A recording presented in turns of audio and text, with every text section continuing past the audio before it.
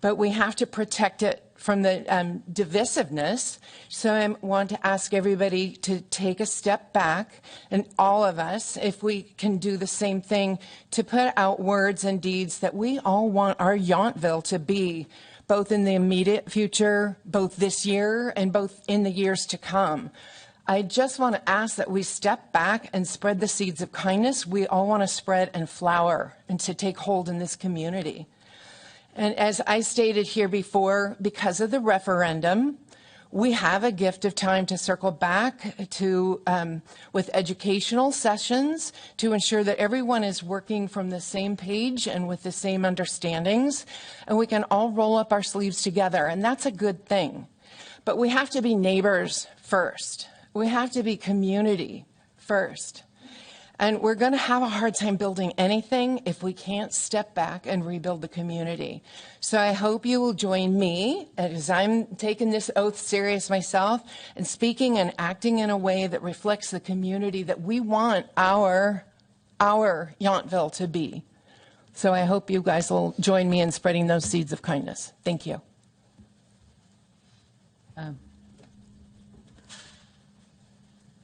Councilmember Knight. Oh, thank you. I just wanted to say briefly is that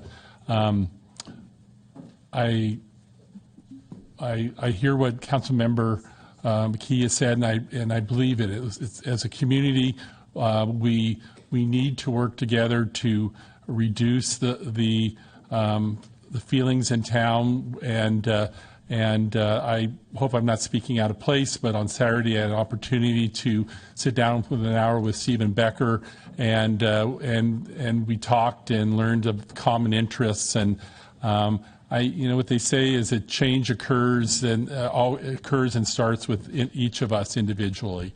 So the challenge for all of us is to the time that we get together and meet with each other and share our common interests is invaluable. And so I hope we all take the opportunities we can when we're in town or see people to share our common interests and share how much we care about the community and how we find our way just to highlight the beauty of this community and the beauty of the residents that are here. And so it was a great opportunity, and I enjoyed my meeting with Stephen, and I look forward to future conversations in the future with everyone. So thank you for being here today for this meeting and for attending, and thank you. Vice Mayor. I just wanted to make an announcement just to let everybody know that Picnic with a Vet that happens tomorrow at 11, it will be moved from the picnic grounds to Grant Hall, just to make sure everybody is in the same place at the right time. So because of the heat, it was felt that everyone would have a better time if they weren't sweating. So a good idea. Right. Councilman, comment? Yes, I wanted to just echo the comments Councilmember McKee Kent made about fostering a sense of community within Yountville. And one of the good things about a little controversy is you do get a chance to talk to a lot of people, some of whom agree with you and some have not. But one of my personal things I really try to stick to is that we need to walk the talk and not just talk the talk. And so I look sometimes at the council handbook, which in our protocols says we should not attribute motivations to other council members or not all members of the public. And so I think we all need to walk the talk, and catch me not walking the talk. I'm perfectly happy to be called out on it. But I do totally applaud the idea of trying to have a kinder and more gentler town, but we all need to walk the talk. So that would be my comment. All right. Thank you, everyone. We have no proclamations and recognitions today, so now it's time for public comment on anything that is not on today's agenda. And just a friendly reminder to, just out of respect for everybody and the tone of all the other comments from the council, if we could refrain from applaud or booing, both, the public, we're all friends and neighbors here as well as the council. So, Mark, really glad to see you. We would really want to hear about our power outages if you have some information. So please. I do. Thank you. My name is Mark Van Gorder, Local Government Affairs for Pacific Gas and Electric, and I live here in Napa County. What a great way to start. I appreciate that. We have some of our folks get rocks thrown at them, are shot at, violently attacked. They're out there just trying to keep the power on. So I appreciate your comments about civility. We feel the same way, attacked, right? Because we're trying to just do our jobs. There was a power outage, a couple power outages. The one most recently that impacted the town was due to a fallen tree. So I come down here because we were asking what's going on in the town. So the most recent outage was a fallen tree out on Yountville Cross. It broke through the lines, it snapped the power pole, and they had to replace it.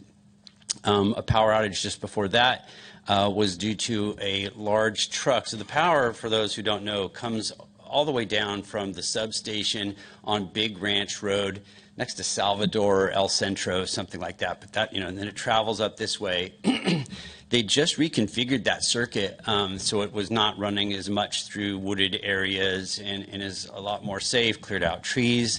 So the reliability should be good. But when we have trees that fall on the lines, another outage about a month ago was a big rig took the corner too tight, knocked out the pole. And so our crews have to come in and restore that power. Some folks who maybe live in the Mount Veeder area, if we have power outages, at times we have to patrol the lines and make sure that there isn't something that's fallen that we don't see out there if we restore the power in the summertime. If there is a branch or something on it, catches fire and drops on a windy day, then we have catastrophic wildfires. So appreciate people's patience, but those are the two reasons and the responses for some of the most recent outages. I think while I'm here too, just to speak to the Veterans Home. We have been in deep communication both with the Veterans Home, with Congressman Thompson's office, Assembly Member Aguiar Curry's office, and Senator Cabaldon. So all three of the field representatives, Tracy Crumpin, Ann Chateau, and Alex Pater, were on a call recently with the regional vice president to talk specifically about the Veterans Home. We are giving them, some extra communication tools, because very often while the Veterans Home is the customer for PG&E providing the power, they aren't feeling like they're getting communicated well with. So we're working with them on better communication. So if there's a power outage, we can find a way to notify those people. We are also upgrading the circuit going into the hospital, similar to what we did with Yountville, to sort of make sure that they have more reliable power, and we're working with them to make sure that their generator is functioning for those critical facilities when there is a power outage. I guess the last thing I'll say is during the summertime, between usually May and November, hopefully it's shorter with some rain, we have what we call enhanced power safety settings. Power goes off like that if anything hits the lines, to make sure there aren't sparks and arcs that can fall and create a fire. While that's great for fire safety, it does impact people's reliability, and we are required to patrol the lines before we energize. That can take 3 hours. That can take 6 hours if the power outage is at night and we can't see very well up all the way up Mount Veeder, into Redwood Road in that area. So that's a quick summary. I'm happy to come back with more details at a future meeting. But, this all happened in the last couple of days, and I know there's a request by the mayor, by town manager, to come and give a quick update. So thank you very much. Ask a question? Sure, yes. So it was so appreciated that the power came on quicker yesterday than, was it 10:30 or 11:30 p.m., which had been forecasted. The forecast was unfortunate, though, because I'm quite certain all of our businesses probably sent staff home thinking they were going to be without, the ability to handle service, or at least the restaurants. So is there any way you can foresee that expectations could be set a little more closer? I mean, I know it's a big ask, but The way forward for us, I'm not sure I'm even comfortable saying this, but the way forward is with AI learning. And so we are starting to track what kind of outages in what places and how quickly was the power restored and that sort of thing. So in this particular case, that long duration outage was because we thought we needed to get a helicopter up in the air to fly the, so to get the flight crews, to get everything set up and organized and ready to go out and patrol that area and bring the power back on. That was their initial rapid fire estimate. We get 2 complaints. One, you said it was going to take way too long. oh, I know. Right? And you said it'd be on in 2 hours, but it wasn't. went to 11:30. Yeah. And so we just give it and we update it as quickly as we can. So if they said, no, we think we can have this on in 2 hours, they'll change that. But in this case, the power came on within 1 hour. Not complaining. So that is a challenge. Okay. If we make it more quick and it goes long, then people say you should have told us. Yeah, okay, thank you. Councilmember Tripp, question. So my question is not about something like a tree hitting the lines, but the outages you need to do for safety, kind of looking forward because of the wind or some sort of conditions, which I totally support. I'd rather be without power for a while than have a fire. But who makes that decision, just in general? I know I don't need names, obviously, but. Sure. Y'all were invited to a tour to come to our Vacaville Emergency Response Center. I will organize another one. We have our Senior Vice President of Emergency Responses there. They make those decisions it's our Emergency Operations Center. So when we have a public safety power shutoff, we see the weather coming out 2-3 days ahead. They're doing that in coordination with CAL FIRE, Cal OES, talking to EOCs, Emergency Operations Centers in counties around the areas. And those decisions have multiple layers of approval. Okay. So. Well, and because we could be in for we need to be extra alert this year, so we may actually have some extra power outages, which, given what's going on in the world and in Europe, may Oregon, Washington, understandable. France, Georgia. And yeah, we had the fires in the Palisades in January. So it's pretty bad. Yeah, for sure. Well, thanks, Mark. Greatly appreciated.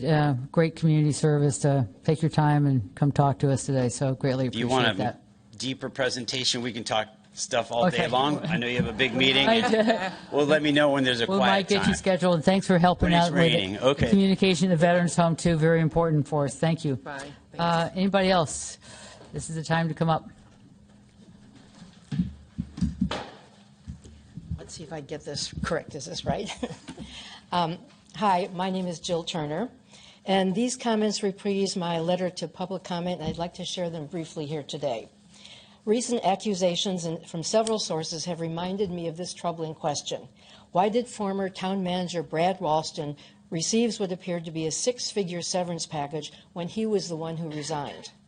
What I'm about to discuss comes from public records. The links are in my public comment letter. Mr. Ralston was hired as Yountville's town manager in June 2023 with an annual salary of $248,000, plus an extensive benefits package that included health insurance, retirement benefits, deferred compensation, vehicle allowance, relocation reimbursement, paid leave, and other compensation. In September 2024, after a successful performance review, he received a bonus of nearly $25,000. Then in July 2025, his contract was amended again, and his annual salary was increased to $286,440.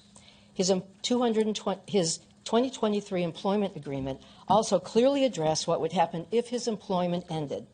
If he was terminated without cause, he would receive 6 months of salary as severance plus accrued vacation. If he was terminated for cause, he would receive no severance beyond accrued vacation or other payments required by law. And if he voluntarily resigned, the original employment contract states that the town would have no further obligation to provide payments or benefits, including severance, other than accrued vacation leave or payments required by law. As we all know, on April 30th of this year, Mr. Ralston submitted a letter stating that he was resigning for personal reasons, effective August 31st, with administrative leave until that date. However, we have since learned that after resigning, he reportedly received not only 4 months of paid administrative leave, but also 6 months of severance, roughly 10 months of compensation. Using his current salary and excluding vacation payouts or benefits, that amounts to approximately $239,000. With benefits included, the total could exceed $250,000. That raises an obvious question. If the town manager voluntarily resigned, why was he paid severance that his own employment agreement says he was not entitled to receive? I understand the majority of the town council approved this agreement and the mayor signed it. Perhaps there is a legitimate legal or financial reason. If there is, we deserve, as taxpayers, to hear it. This was not the town council's money that was spent on this agreement. It was our money as taxpayers. I understand that personnel matters are often discussed in closed session on the Brown Act. I'm not asking anyone to disclose confidential conversations. I am asking for transparency about a decision that committed a significant amount of public money. The Brown Act also makes it clear that certain settlement agreements are public records and may be obtained through a California Public Records Act request. Assuming this agreement is public, as it should be, then we, the public, deserve an explanation as well. So, I respectfully ask the town council to answer these questions. First, if Mr. Ralston resigned voluntarily, why was he granted severance at all? What was the legal or policy basis for this decision? More specifically, why wasn't the employment agreement followed as written, since it explicitly states that the town has no obligation to provide severance following a voluntary resignation? Second, given this puzzling matter, did Mr. Ralston actually resign, or was he in fact terminated? Were the circumstances different from what the public was told? If so, why? What is the total cost of this resignation agreement, including salary, benefits, accrued vacation, and other compensation? Has the severance package been paid out? All of it? If not, is there any recourse to suspend the remaining payments and or recover any of these monies? As a longtime Yountville resident and taxpayer, I believe these are reasonable questions. The issue is not about the people involved. It is about accountability, transparency, and responsible stewardship of public funds. The people of Yountville deserve a clear explanation of how this decision was made and why it was in the town's best interest. Thank you. Thank you. Can I ask our town attorney to address the speaker, please? Sure. Great. I'm happy to, Mayor and council members.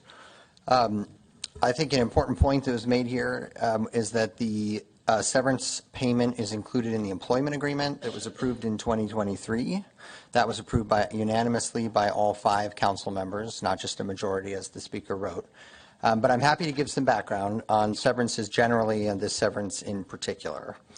So just about every city manager and town manager in the state of California, and there's 480 or so cities, has a severance provision in their employment agreement. That's true for Brad. It was also true for the last town manager, Steve.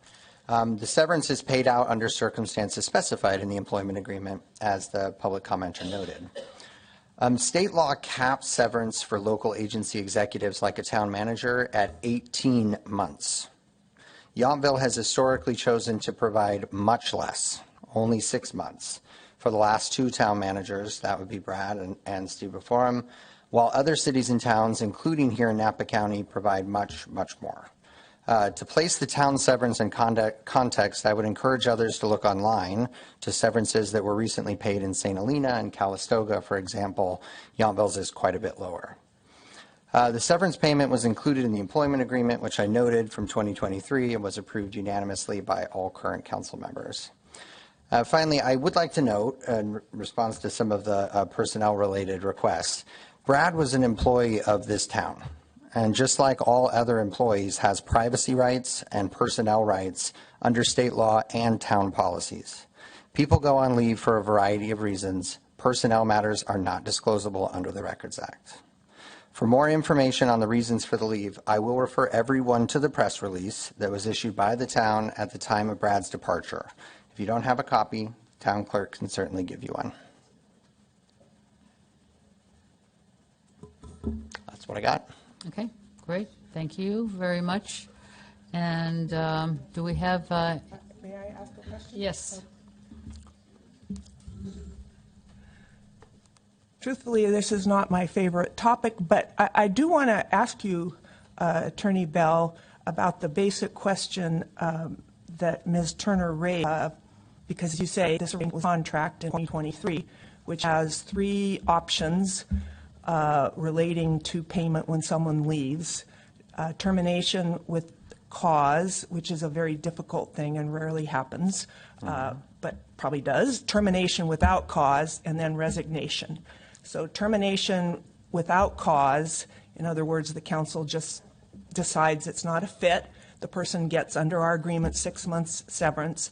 Termination under the clause relating to resignation, there is no severance payable. So I just have the base, certainly the council, it was within their legal right to grant severance, but looking at the agreement, which, as you say, is what governed the arrangement, if it was a resignation, the agreement would seem to suggest that severance was not due under the terms of the agreement, although certainly the council could move to grant it. So is that what happened?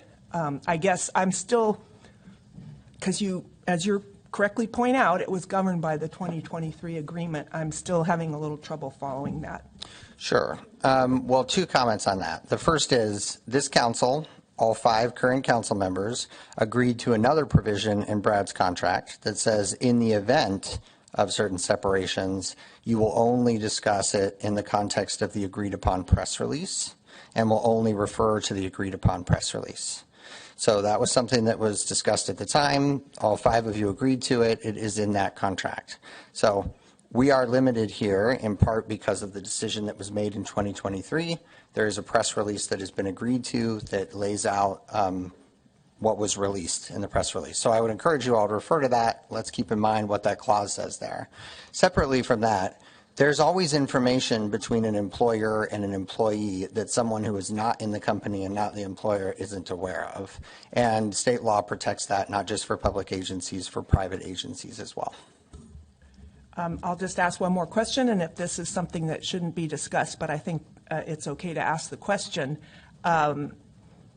Sometimes under the terms of the operation of agreements, something just has to happen, and sometimes there's a decision. So I guess my question, and you can tell me that it's not within something that can be discussed, but was it a council decision to pay that severance, or was that actually automatically required by the agreement? It's a council decision to approve the severance in 2023 when it was in the employment agreement. Okay, I think I'll stop. okay. Would anybody else like to come up and address the council? I guess I will, since I'm standing right here. Joe Tagliabashi. I agree with the former speaker, Ms. Turner. I think we have more questions than we have answers. I thank Councilmember Tripp for trying to further the conversation. I do understand that because this is public comment, there isn't a lot of conversation that can be continued. I'm hoping that the council will bring this back for a public agenda discussion. I'm specifically concerned with item 25A, where the press release said he left of his own volition. You all said he left of his own volition. Under section 25A, he would be entitled to only what he had accrued. It certainly doesn't account for the 4 months that was given him in addition to the 6 months of severance. So while it may be less than St. Helena and Calistoga, we're not either of those places. We're Yountville. And both of those places had public discussions on that severance for their particular city managers, and I think we deserve the same. Secondly, I would like to ask you to pause the selection of the town manager. Based on this conversation and other conversations we've had, 60% of the council is up for election. You're most likely not going to see the new town manager before January, when the new council will also be beginning their task. So I'm asking you all to prevail on common sense and logic and delay your decision on the town manager until we get a new council seated, or until the election decides who the new council will be. Thank you very much. I appreciate your time. Okay, thank you. Anybody else want to come up and address the council?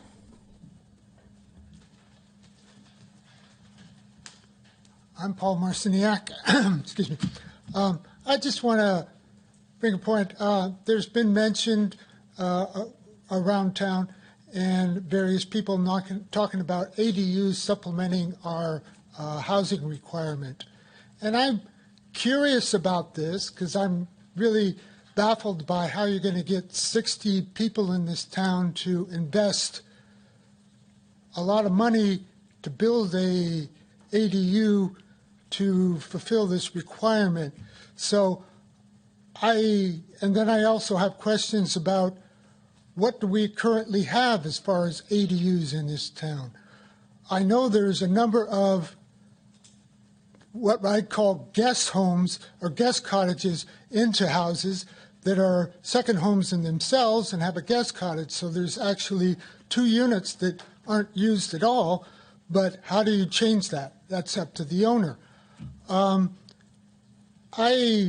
don't know the size of what a typical ADU is. Is it just a studio, which is something that a lot of objections are to small size units, but an ADU on a particular size property is about all you're really going to have. Maybe a 1-bedroom, surely not a 2-bedroom place.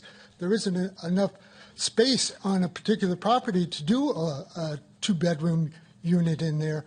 So I don't know, maybe we could have some more information on what actually is the town have as far as existing ADUs, studios, 1-bedrooms, and 2-bedrooms, and how many are actually used as a rental. There's absolutely very few rentals that are in here. In my mind, I walk from my house to here and can barely see a number of ADUs, but they're all basically guest cottages. There's no rental units there. So are we really just building ADUs for the sake of fulfilling a state requirement, or are we going to actually do something for the workforce that needs housing? Thank you. Okay, thank you.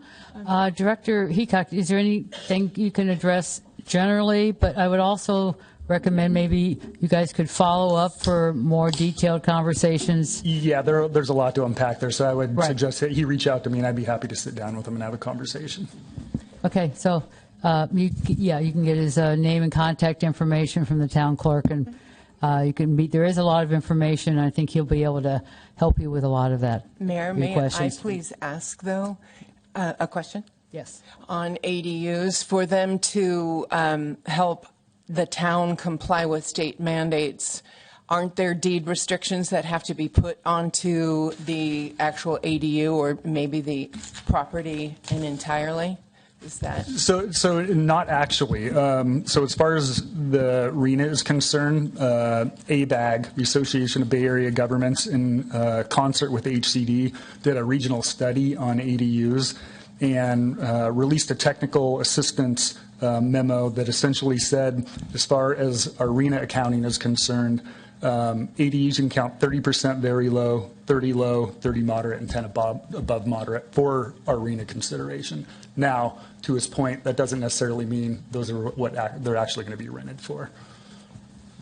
All right, great. So I think you'll find when you meet with Director Heacock, set aside some time. It's a long, complicated, one question leads to another, but it's very interesting. So thanks for your interest in that. Anybody else want to come up and address the council?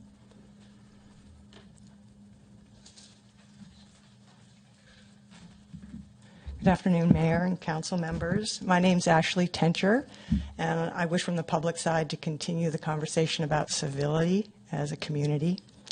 And I want to say that this is meant as encouragement to all of us. So I value engagement tremendously, and 2026 seems like the year more people have more to say.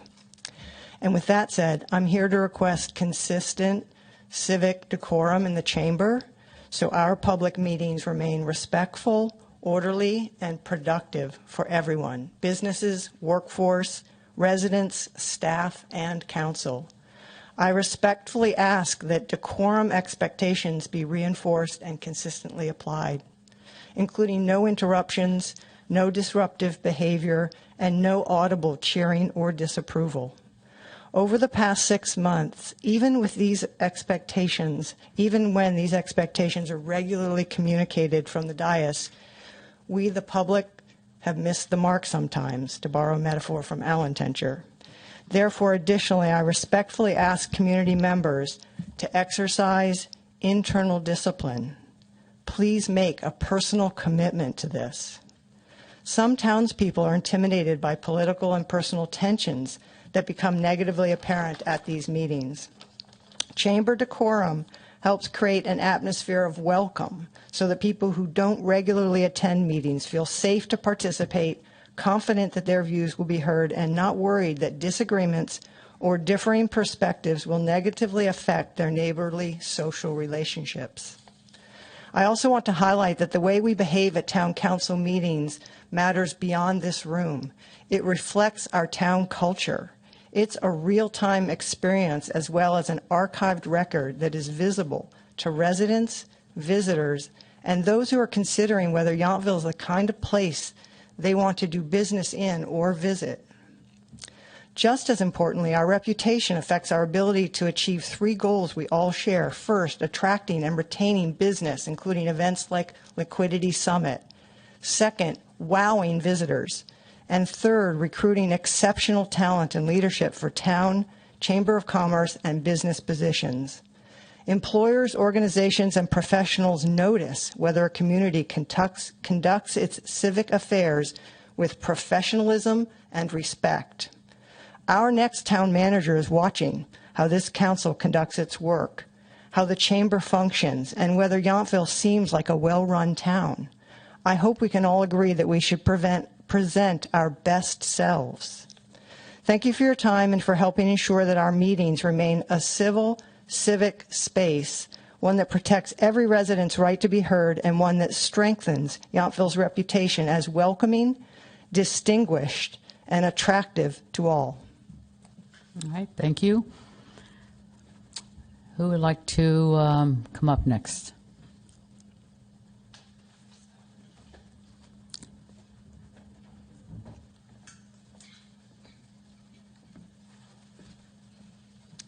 It's a great act to follow. Thank you, Ashley. I'm Marjean Marciniak. I live here in Yountville. I would like to comment on the report that was presented last council by Aaron Heacock on the state of the housing in Yountville. Many people complimented Aaron on his excellent presentation, and I agree, it was well done. It was the content that bothered me, along with some of Gary Bell's clarifications, such as, Yountville is not on pace. The state is slowly taking control away. HCD has gotten a lot tougher. 72 is our required number. We have only 44 actual projected projects. We're not on pace. We worked really hard on a plan to develop the old Yes property, which we now own outright. There was a lot of input from a lot of experts and a lot of input from residents, people that actually live here. The plan wasn't done yet, but it had a lot of aspects that would enhance our town and benefit locals. It was designed to help us meet or even exceed our required RHNA numbers now or into the future. My hope is that we can resurrect some of those positive aspects that came out of 2+ years of community brainstorming with the help of Brendan Kelly, our dedicated architect. Let's rework the plan as needed. Let's move forward together. And let's not throw the baby out with the bathwater. And I might add, after some of earlier comments, let's stop beating the dead horse. All right, thank you.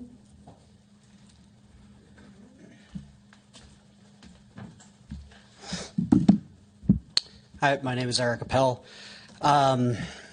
And On the topic of decorum in this chamber, I'd like to start off by addressing the comments made by Councilwoman Reeves at the previous meeting. I was not present myself, but I watched the recording, and I was extremely disturbed by what I saw. Residents of this town deserve representatives who treat dissenting opinions, elected or otherwise, with basic respect. And a council that cannot absorb criticism without lashing out does not exhibit a fundamental quality that service demand. And the topic of beating a horse, we are 5 months now removed from the referendum effort, and I think we'd all love to move forward, yet members of this council choose to dwell on the past rather than look to the future. I think the absurdity of the comments made at the last meeting calling the referendum effort an anti-democratic process completely inverts reality. That was democracy in its most direct form. The right to petition for a referendum is constitutionally protected in California. It's vehemently defended by the state Supreme Court. It exists precisely as a check on the elected officials when constituents feel unheard. The fact that over 10% of this town's population signed the petition within just a few days is not representative of a fringe protest on the edges of our community. It is a powerful signal of widespread public concern that deserved a serious response. And characterizing voters exercising their constitutional rights as anti-democratic is flat out hypocrisy. And I also want to, reiterate some of Councilwoman McKee's comments about kindness and decorum in this chamber, but disagreeing with someone and speaking in a public forum is not decisive, and it's not demonizing behavior. It is the bedrock of our democracy.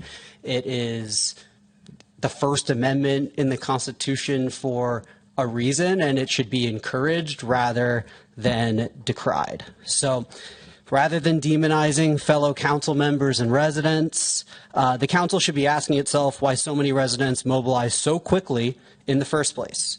You had a perfect opportunity to realign, re-engage the community, maybe revive some of the good aspects of the project, and all it would have cost would have been the slightest amount of humility to admit that you made a mistake.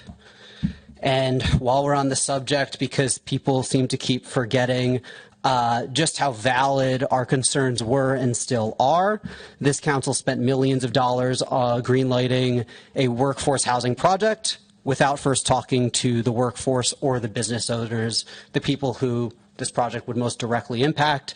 Speaking of Mr. Kelly's architecture firm, we paid him $900,000 to develop plans, $900,000 of taxpayer money, without even providing a ballpark budget estimate for the construction costs. How can we spend that amount of money designing plans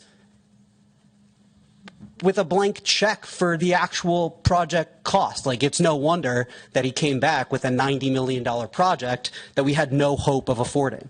This council also adopted a general plan and zoning ordinance before receiving the economic report that itself cost taxpayers hundreds of thousands of more dollars. So these were frankly very valid concerns. The residents, we wish that perhaps the council would have imposed a self-imposed pause on the project, heard more voices, but we exercised our democratic right with the referendum petition. So I'll close with reiterating that this behavior represents a pattern of action before planning, spending before budgeting, designating before consulting, and you're ultimately asking the residents to trust a process that has repeatedly gotten ahead of itself. So I'd also love to reiterate Joe's ask that you guys wait and avoid rushing into hiring a new town manager before the upcoming election, and let the new council make that decision to work with someone who's aligned with their interests. So, thanks. Thank you. Anybody else would like to come up?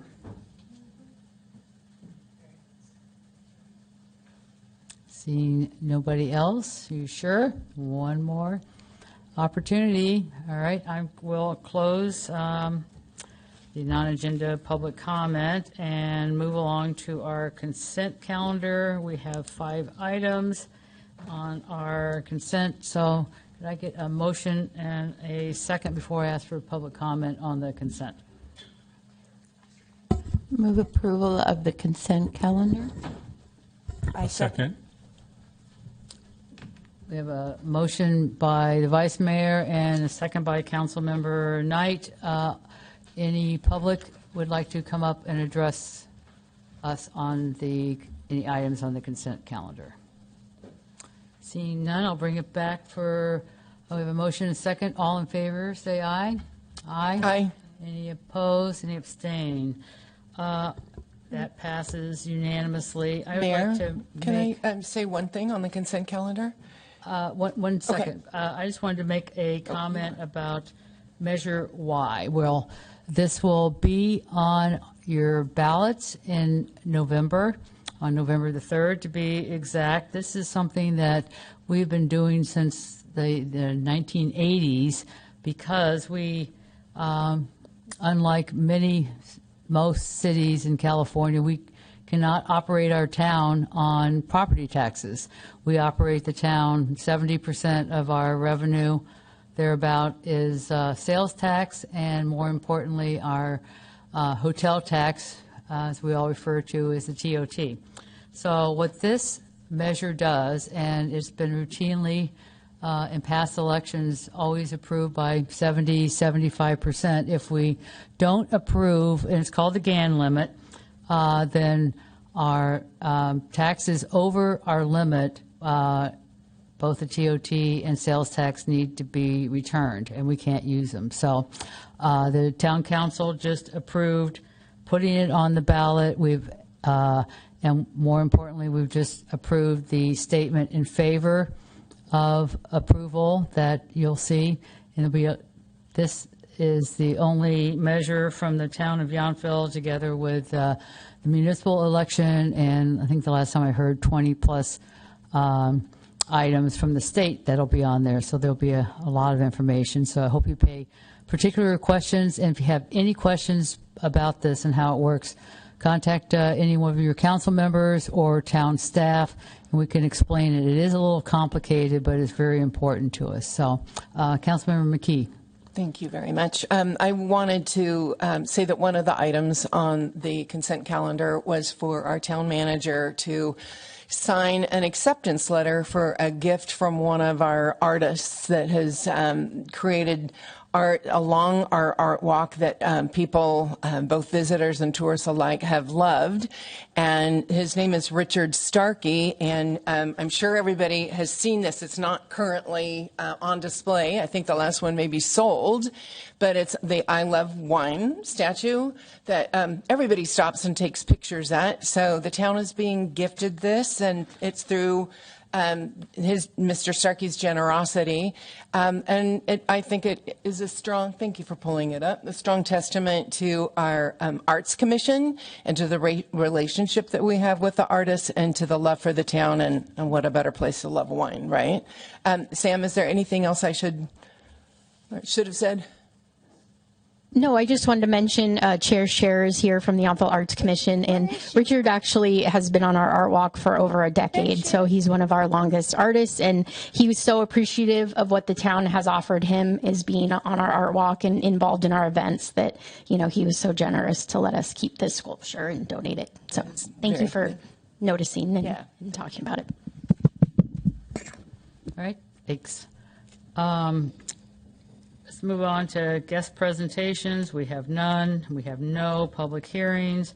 So we'll move on to administrative item A, which is to receive a presentation from the town attorney on mobile home rent stabilization and perhaps provide staff with next steps. Do we have any council member conflicts that we'd like to announce? I do have a conflict of interest, as I'm a proud resident of Rancho de Napa, so I am going to recuse myself. All right, we will come get you when we're done. Thank you.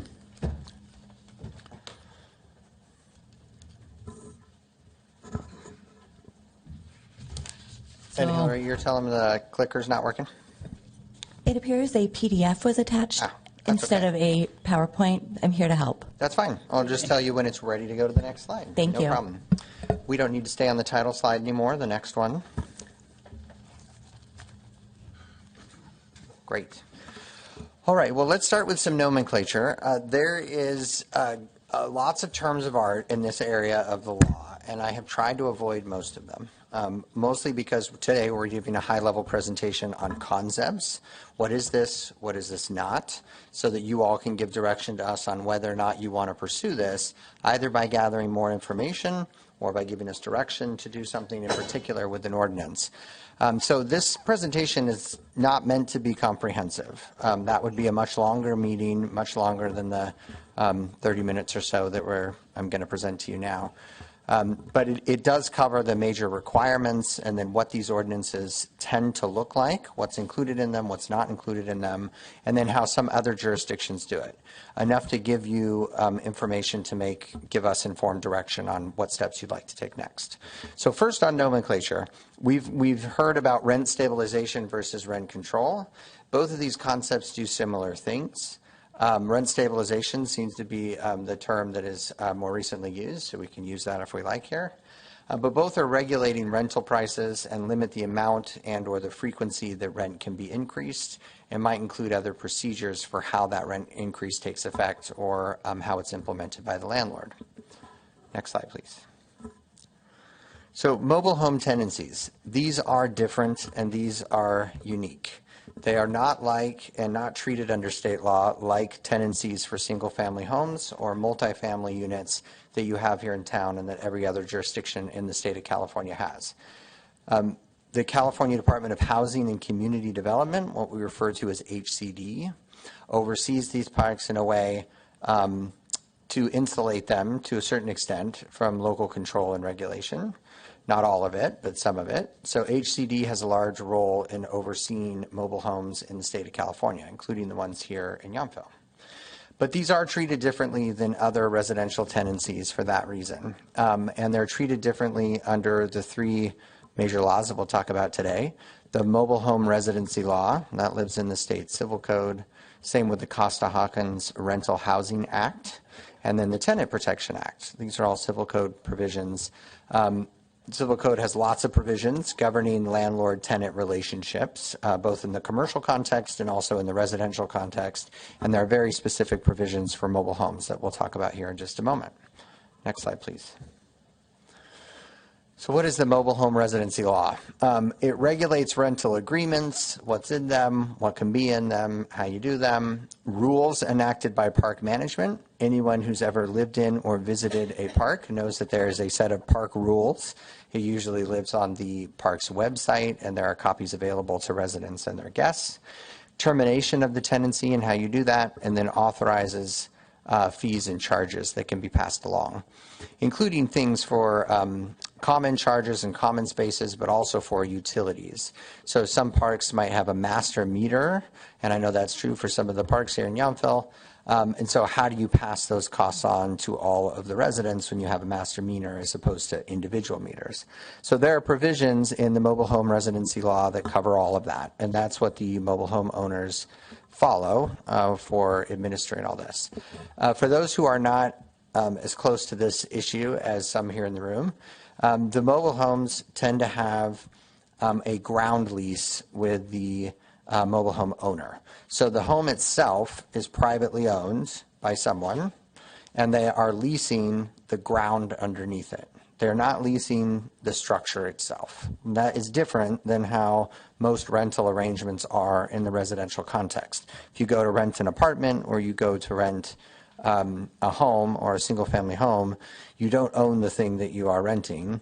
You are renting the right to occupy for a period of time under certain conditions. In this case, the mobile homes are typically owned and you are typically leasing the ground underneath, what's referred to as a ground lease.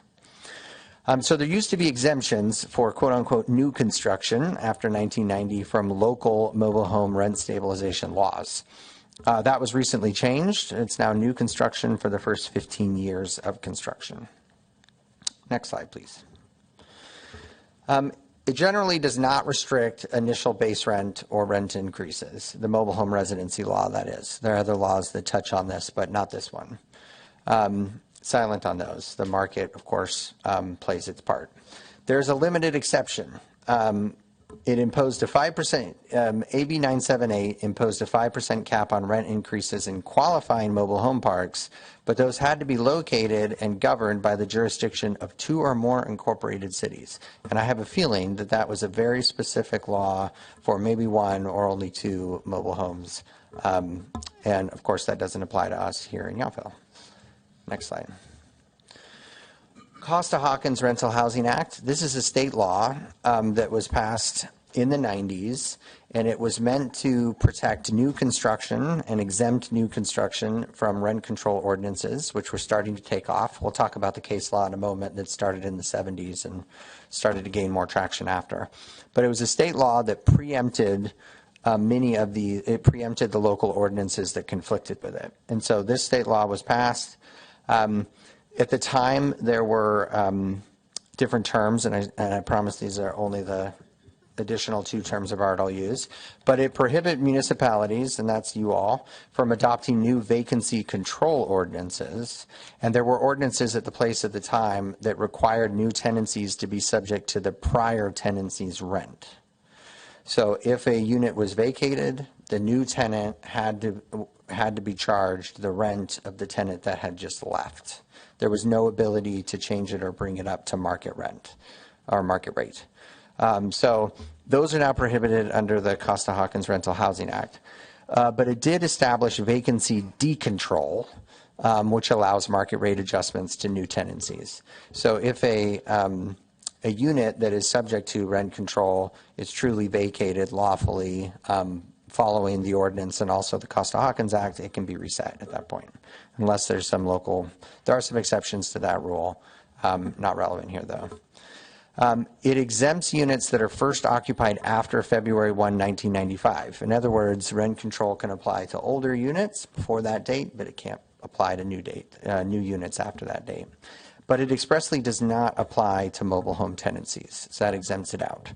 So I mention it here because this is the other major rent control state law that is out there, and it's sometimes confused or thought to apply to mobile homes. But I give you this background as we go to the next slide.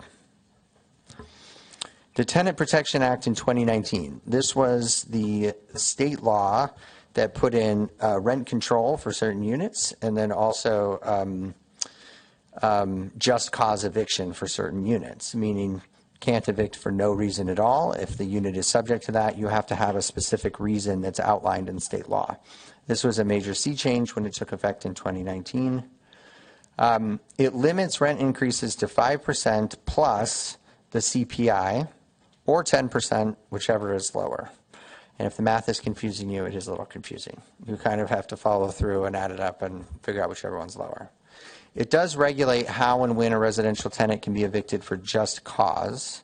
So you have to have a reason. It could be violating the law, breach of some term in the agreement, creating a nuisance on the property. There are a few others that are specified there. It does apply to some, but not all mobile home tenancies. So I mentioned earlier in the presentation, typically the mobile home is owned and you are leasing the ground beneath it for a ground lease. But the owner of a mobile home can also lease the mobile home. So in some circumstances, the owner might lease out to a tenant the mobile home and then still have a separate lease for the ground with the mobile home owner. Under those circumstances, it is a rental, quote unquote, that is subject to the Tenant Protection Act and these sorts of caps. It's not the typical arrangement, but there are some mobile homes that are rented out that this would apply to. So I mention it here. Local jurisdictions can adopt stricter protections. There are, particularly here in the Bay Area, there are jurisdictions that have adopted their own local tenant protection laws. If you adopt a local one, it completely supersedes the state law Tenant Protection Act. This is strange. This does not usually work this way. Normally, state law preempts everything, and whatever wiggle room they give you is what you can regulate in.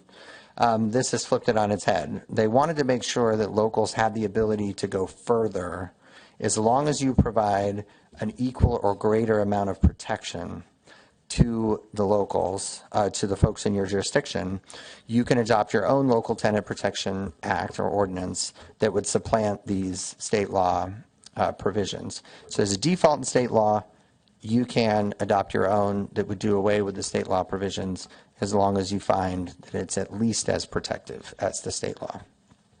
Next slide, please.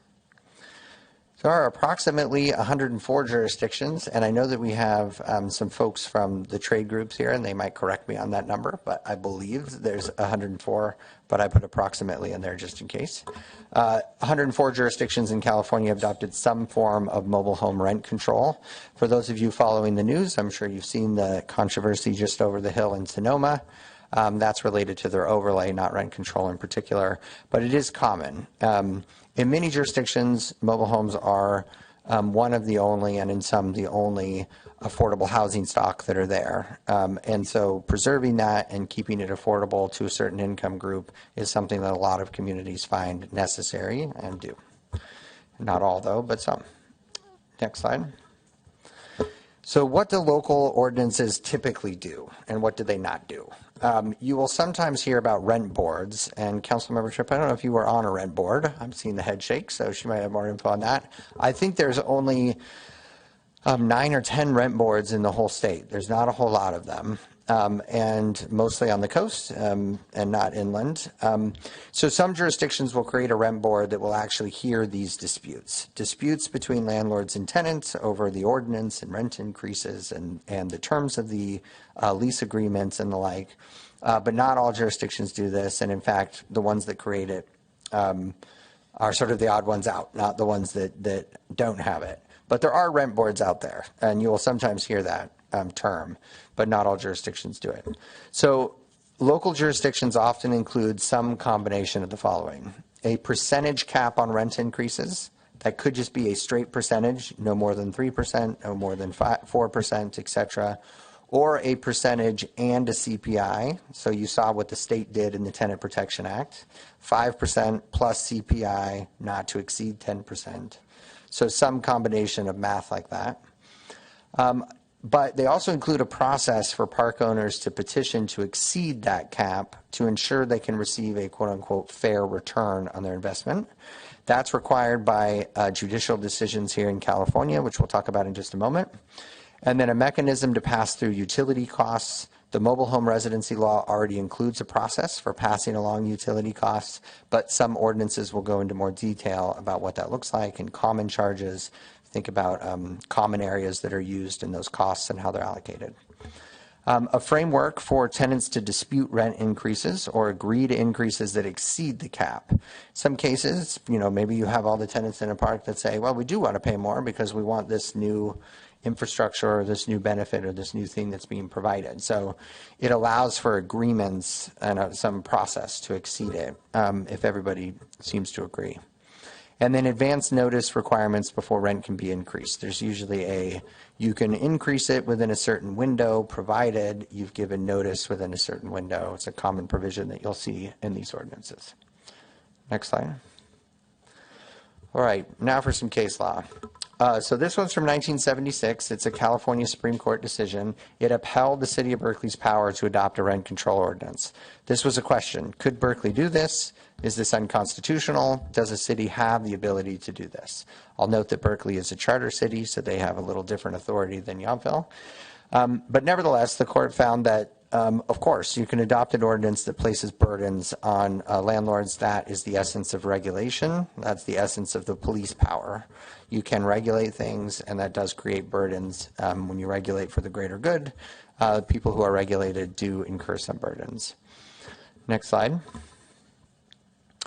This next one, see, this is the Santa Monica Rent Control Board. They're one of the ones that had one and probably still do. This is the one that gives us the real test, the legal test for how we're going to create a enforceable and constitutional rent control ordinance. The laws must be reasonably calculated to provide landlords with a just and reasonable return. The reason for that is most of the challenges around rent control are over a takings claim. So you know the federal constitution and the state constitution says the government can't take private property without just compensation. There's a process for that you have to follow. So when the rent control ordinances went into effect, the owner said, well, you're preventing me from making the profit I want or charging the rent I want, and this is a taking, right? So the court said it's not, provided it's reasonably calculated to provide a just and reasonable return on their property. They own the property, they have a right to make a return on it through their investment. In order to satisfy that, rent control laws incorporate any variety of formulas to calculate rent ceilings, but there is no standard formula for doing this. So the court refused to say this is the one way you can do it and there are no other ways. You can come up with your own way as long as it is reasonably calculated to provide the just and reasonable return. Next slide. You cannot indefinitely freeze rents. Why? Because you have to provide a just and reasonable return on this property. So you couldn't say rent is what it is today and it shall never go up again. There has to be a process to increase it over time. And there also has to be a release valve for the owner to receive that just and reasonable return. So what you will see in the ordinances is rent is set at a certain amount. Maybe it's what it's being charged right now. It goes up a percentage every year. But the landlord can still petition to exceed that as long as they can show and provide evidence that they're not receiving a just and reasonable return. And that release valve process is a process that's included in most of these ordinances. So allow adjustments in appropriate cases. If base rent is tied to a specific date, it allows adjustments for units with artificially low rents at that time. And so this provision is important to note here, the second bullet point there. I don't know if the rents currently here are market rate or if they provide a just and reasonable return. I don't know the answer to that. If you impose rent control at a certain date, the rent can be increased to make sure that they're getting that fair and reasonable return before it takes effect as well. In other words, you can't freeze in the artificially low rents that are in place. And so it is possible, at least under some circumstances, the rent would go up temporarily when you are putting in place a rent control ordinance in order to capture what that second bullet point is referring to. Procedures to obtain a rate adjustment must not be prohibitively burdensome or cause more delay. So you can't create a 4-part appeal process with 2 hearing officers, right? You have to have a straightforward process to challenge this that is possible and reasonable. And then landlords should not have to prove building code compliance for an adjustment. In other words, you can't condition that adjustment and fair return on some sort of compliance issue that might be there. You have a process for code compliance, you can follow it. You have a process for rate adjustments, you can follow that too. Courts are not going to allow you to tie the two together. Next slide. So here's the key takeaway. You must still provide for a just and reasonable return. This is private property. They are investors. They are entitled to that. You can presume that the landlord's net operating income at the time of rent control provides a fair and reasonable return and then adjust, but landlords need a mechanism to exceed that if they can show that they are not receiving their fair return. Next slide. So what does this look like to administer the ordinance? Ordinances, there's a sliding scale here. On the one side is the rent control board that I talked about, which is very involved, has a separate body that you create, and is very administratively burdensome. Those rent control boards typically have separate attorneys, separate designated staff. It's a big operation, typically reserved for much larger cities.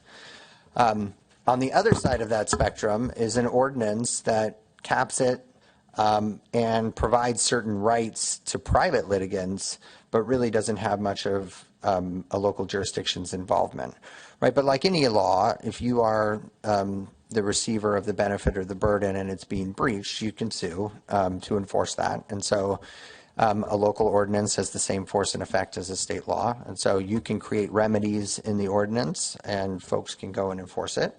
That's the other side of the spectrum. In the middle between these two poles is a wide variety of options, and ordinances take a lot of different iterations on how much involvement town has.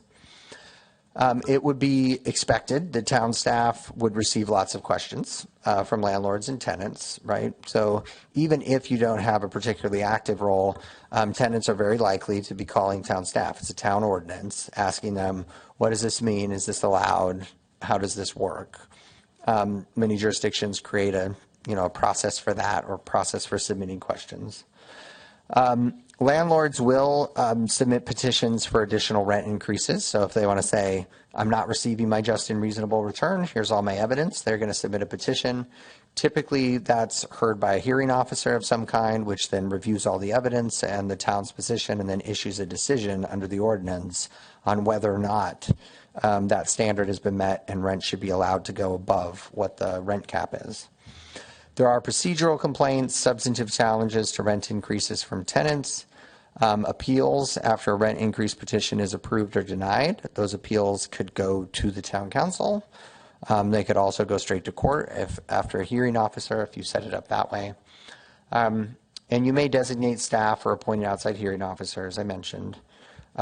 You can require the petitioner to pay the cost of a hearing officer, and you can adopt a fee schedule for that process too.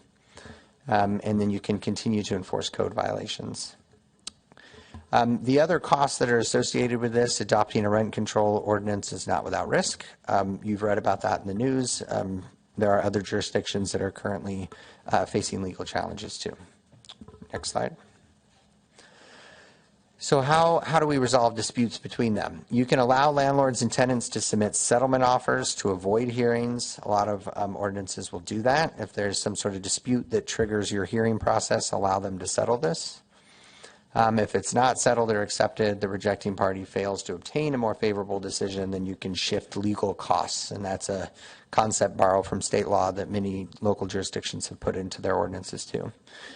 You can provide a hearing process for resolving tenant claims. The landlord has violated the ordinance and etc., but you're not required to do that. That hearing process would be administratively burdensome for the town, even if the costs were covered by others. Next slide. So here's some practical considerations for dispute resolutions. Hearing officers need to be neutral. They need to be free from bias. They need to have no connection to the circumstance. So there are companies that do this. There are law firms that do this. There are non-lawyers who do this. The other circumstance where this comes up is for code enforcement. Your ordinance provides for code enforcement appeals to go to hearing officers, and that does happen occasionally, but doesn't happen very often.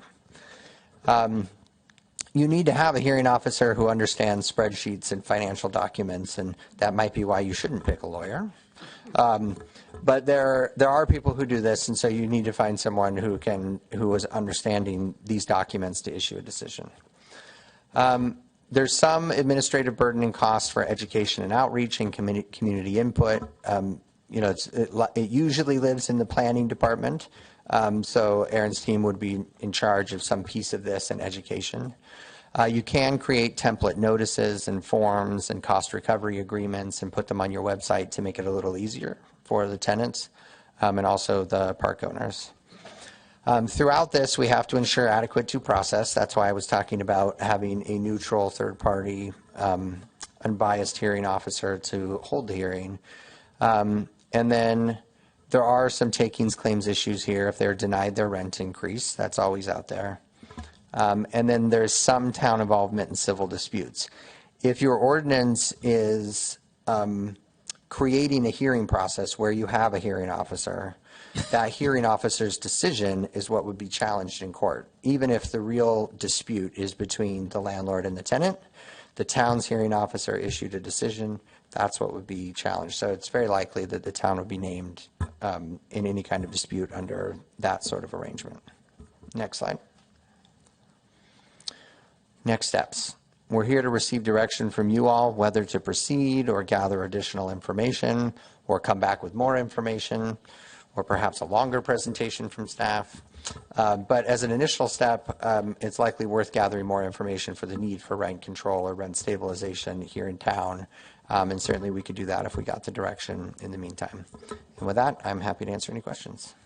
Okay, I'll give a kind of brief explanation about how we should probably proceed here. So first, the council can ask Gary or staff for Director Heacock back there. Any questions?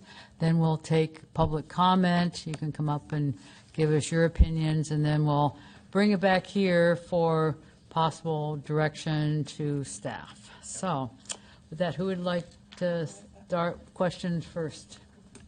Councilmember Tripp? Actually, one pretty simple question, although I did want to say I did serve on the Oakland Rent Board, which was the quasi-judicial hearing body for appeals from the administrative hearing body, and then after if they were unhappy with us, then they did sue in court. But I was a neutral representative, so I was a homeowner, not a tenant or a landlord. So I have had, I think I did that for about 3 years, and it was the height of public service because it was really hard. They're just tough things to to decide. But anyway, my question is, I just wanted to be sure because it's important, and I was kind of surprised when I started investigating this, that the Tenant Protection Act, unless you're renting a mobile home to somebody, which I think for the most part in the 2 parks in Yountville, that's not common. I think in Yountville it's ground leases for the most part. So that really doesn't apply to our situation unless through some unusual grouping of events somebody was actually renting their mobile home. That's right. The Tenant Protection Act, under those facts, you're right. Okay, so we could kind of take that off the board. And then the first one you mentioned, the mobile home residency law, doesn't really, and again, I was kind of surprised by this because I know regular tenant, but not this, doesn't really govern rent increases. No. Except in that one group of. Yeah, except for the one mobile home that probably meets the definition that was there in the mobile home park. The only exception to that, it exempts homes that are not primary residences from local rent control ordinances. Okay. If you follow that piece. I do, and that was my exact question. Okay. If Yountville wanted to be more stringent on that point and say we're going to pass something that covers units that people are living in full-time versus non-full-time, could we do that? We would be being stricter. I'm sorry to interrupt you, but that would be. No, that's okay. I'm not sure that the town can. We would have to look at, it's a preemption question. Certainly under the Tenant Protection Act, you can go further, but that doesn't apply here. And the mobile home residency law, I would have to look at that question specifically. Okay, yeah. So that's sort of an open issue. Okay, yeah. Thank you. And I do have some views on this, but I very much first, and I think this is what the mayor said, first we should ask questions, then hear from the public. Councilmember Knight, you have questions? Councilmember Reeves? No, I'm going to listen to the public. Okay, so I do have some questions. So really, well, back to the mobile home residency law.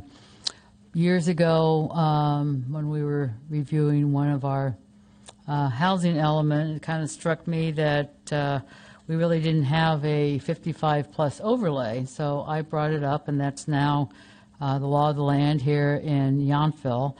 The rest of the council agreed that that would be an extra protection. So I spent a lot of time looking at the mobile home residency law, and I've have now found that almost a new one comes out almost every year. So if we have an ordinance that covers something, do we have to update that? Because sometimes things change a little bit, and sometimes things kind of change a lot. But I would imagine that we do. Because I also, when I called the state and asked them about that, they actually asked for the names of the 2 parks I was referring to, because they said not all the parks actually fall under the mobile home residency law. And it was a long time ago, and I can't even remember why, but they had to look them up. So it does change. And the provisions, there are lots of provisions in there that govern leases and how and when the tenancy started, and some it's when it was constructed, and those things do change. Right. And there's current proposals right now. So the exception that I just mentioned about if it's not your primary residence, it's not subject to the local rent control, that is being proposed at the state level to change. There are bills right now circulating to change this. So to answer your question, like any other ordinance, and for those of you who sat through the 10 or 12 ADU ordinances that we've done over the last 10 years, state law changes, we're going to have to look at this and probably revise it over time and continue to track it and monitor it, just like many other ordinances in the zoning code or elsewhere. So probably more staff time. Yes. And that kind of answers my other question, because I haven't really seen it in the most recent ones, but life is changing a lot, especially in Yountville, in terms of second homeowners. And so that is not yet law then. That was my question, that we could put something in the ordinance that applied to primary residents versus second homeowners, or is that something that maybe I should keep adding to my long list of questions? Yeah, you're saying, later. Could we adopt a local ordinance that applies the rent control to second and third homeowners? Even though the state hasn't done it yet. Yeah, I would need. I do. I would need to look at that preemption question. I did not research that specifically for this meeting, so Okay. hesitant to give an answer. But I would take a look if that was the direction. Okay, Yeah. so put it on my list of my questions for later. Another question, you mentioned the fair and reasonable return. That's been puzzling to everybody for a long time. So would that be something that we would look at other ordinances, or actually do a study, or any thoughts on how we would attempt doing something like that if we needed that information? Yeah, you can. One of the cases that we mentioned, when it says you can assume what they're currently charging, and in there is a fair and reasonable term or return. You think about it this way: folks who are in business typically don't run a loss. Otherwise, they wouldn't be in business for very long. So if they're currently running a business, it's reasonable to assume that they are receiving the return that they would expect, or that the market allows, or that they want to receive on that. That might not be true for every unit, right? There might be one reason or another why certain units in the park are below or artificially low, and there needs to be a process to bring those up when your rent control comes in. But you can assume, because they are running a business, that what they're currently charging is roughly a fair and reasonable return. Your ordinance will also have a clause in it that says, if you're not, here's your process for proving it up. And so after it takes effect, an owner could come in, show their financials, and say, here's what it costs now. And that could be because there's an increase in cost that can't be passed through, or some other changed circumstances. So it's not a science, but we have a pretty good metric because we know they're running a business right now. And so they must be receiving at least a return that the market's allowing. Okay. So I have one more question, and we'll go to the public comment, and I have other questions later, which I'll save for later. So we have 2 mobile home parks in town, and so if we pass an ordinance, they could apply to one or the other or both. We don't have to, like houses around here, we say, if you have a house here, this applies, and so we don't say this neighborhood versus that neighborhood. Right. But if we have 2 mobile home parks, what's your thoughts on that? So if the council's desire was to apply one to the other, we would need to distinguish, because laws are generally applicable. We can't pass a law that singles out a particular business or company by name. It would need to be a generally applicable law. But generally applicable laws could also say parks that meet the following description and so on are subject to this. And that, I'm not suggesting that go there, but there are ways to do a generally applicable law that applies to all of a certain class. But generally speaking, you would adopt an ordinance that would apply to mobile homes generally. Okay. General applicable law. So we'll talk about that. Applicable. Other question, Vice Mayor? So the overlay question, it seems that some of the mobile home park operators are litigating just even the overlay, let alone any kind of rent stabilization. So would you say that a rent stabilization could provide extra protection for the mobile home parks if the overlay is questioned or removed? I think that they provide two very different things. The zoning code overlay restricts how the property can be used, what can be done on the property. And so if you think about the overlay that you have here, if one of these owners wanted to sell to a developer that wanted to bring in another hotel or any other use on these properties, your overlay does not allow that, right? And so the overlay ensures that these uses continue as these uses. I'll note that there is a process in state law for when you are selling and shutting down the park and you have to buy out the current tenants. It's very expensive. So I don't want to create unnecessary hysteria here. There's a separate process that is cumbersome. I'm only talking about the town overlay. But the town overlay is really a zoning code function for use of the property. The rent stabilization or rent control ordinance serves a very different purpose, which is what the landlord can charge. And that's just a separate question from the use or what can be done on the parcel. Yeah. I forgot one more quick question I had. So then I promise we'll go to the public because I know they will have a lot of opinions and thoughts. So there was quite a few things, I won't go into the details, about needing staff to interpret ordinances, and people come in, maybe being something like a rent control board and, hearing officers and things like that. So how is that compensated? Can we compensate? I know we can only charge for actual. We can't make any money on this, but we can charge for actual staff time. Is that typically something that municipalities do to when these things get enacted, or? Yes, if locals choose to have a hearing officer or some dispute resolution process that the town is going to administer, and that's not required. So you could adopt an ordinance that just has the requirements, and then folks would need to enforce it on their own. Like a lot of laws, you'd enforce on your own in the courts. Okay. But if you create an internal process for dispute resolution with a hearing officer typically, yes, you can pass those costs on to the landlord and also to whoever's filing the petition for the change, right? So you would charge the cost of the hearing officer, the town costs associated with that, and you can also adopt that into your master fee schedule as well if you chose to go that route. Okay, so the fees that way could also change every year. Okay, I'm going to open up public comment. Who would like to come up and give your comments to the council? I know there's people out there, so I'll wait for the first brave soul who wants to come and address us. And we have 5 minutes, and you can kind of see the clock on the screen. So.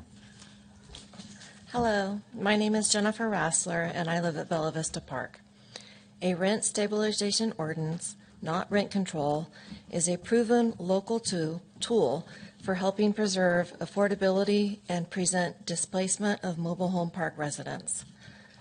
Rent stabilization protection is available for people who live in mobile home parks in more than 100 towns and cities in California, such as our neighbors as Calistoga, American Canyon, Windsor, Petaluma, Novato, and Santa Rosa. I urge the Town Council to respectfully move to issue forward and adopt a rent stabilization ordinance for both mobile home parks in Yountville. This is a practical and necessary step to help seniors age in place, protect affordable housing, and keep long-term residents from being pushed out of their communities. This is a place where I hope to age with dignity. I thank you for your time. Okay, thank you.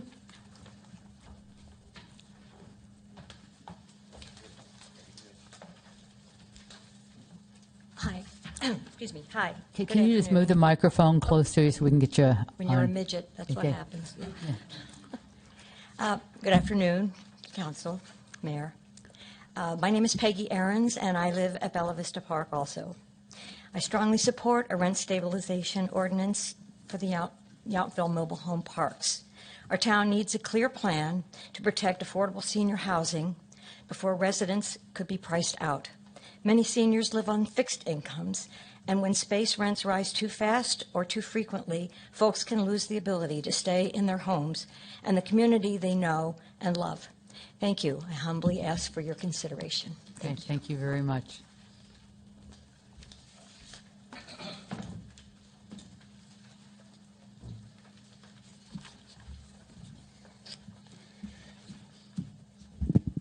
Hello, my name is Jeffrey Lake, and I live in Bella Vista Park.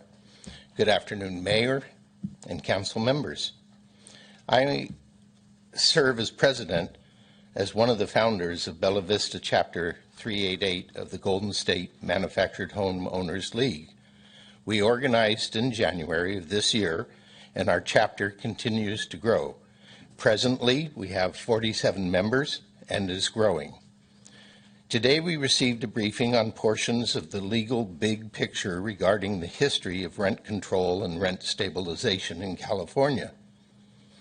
For the next action steps toward creation and adoption of the Yountville RSO, your mobile home parks, we asked staff to study the Petaluma RSO, which recently has been tested, revised, and enacted, and as well the San Rafael RSO, which passed muster all the way through appeals to the United States Supreme Court. These ordinances are two examples from nearby communities that can shorten our local learning curve and enable us to obtain a rent stabilization ordinance that meets the needs of senior mobile home owners and protect the right as well of the park owners. Today, our ask is simple.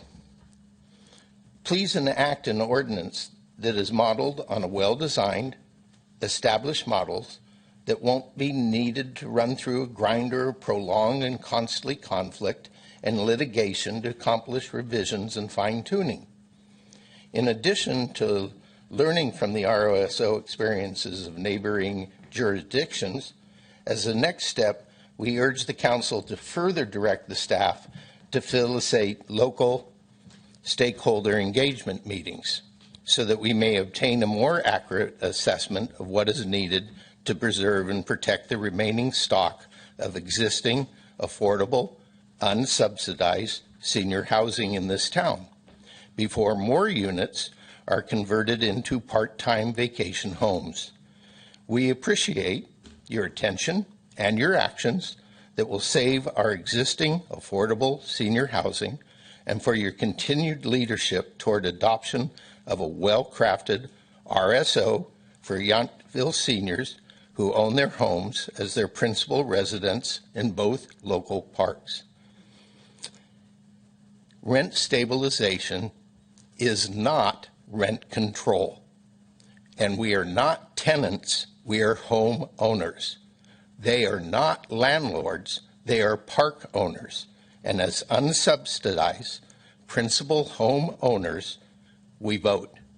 Thank you. Thank you.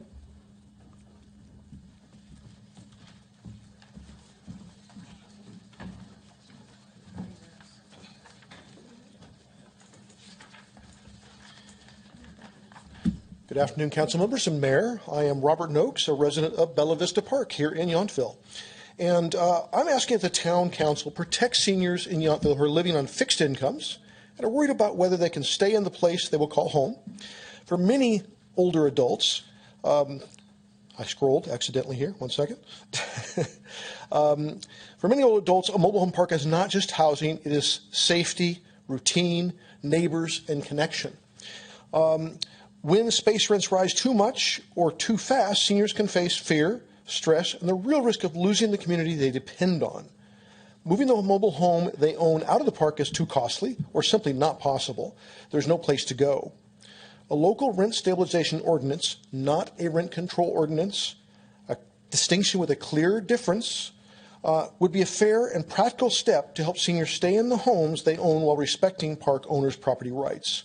Please act now to help protect Yountville's remaining affordable senior housing that receives no government subsidies. Thank you. Thank you.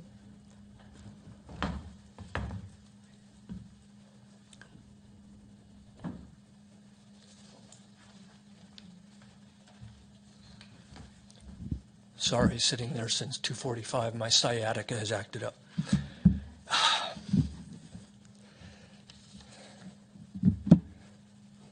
Okay, my name is Scott Greenwood Minor. Good afternoon, council members, mayor, and especially the town attorney. I am a local attorney here representing the owners of the Bella Vista Mobile Home Park. I would start by saying this. This town has the two nicest mobile home parks in the entirety of Northern California, and it's not really up for debate. There's a reason for that. This is a good town. The parks have good residents, not tenants, residents, and the town has good owners. My clients have owned businesses in this town for over 60 years. This is currently, I think, the last business that they own in town, but they have been here for a very long time, and they intend to be here for a very long time. Bella Vista strives to put its residents first and tries really hard to maintain a really nice park, benefiting a town like this, and more in particular, benefiting the residents. It's worth noting that a key component of park ownership, both the homes in the park and the park itself, is the protection of property values for everybody involved. Our park currently has a home for sale for over $500,000 in that park. So we're doing a good job.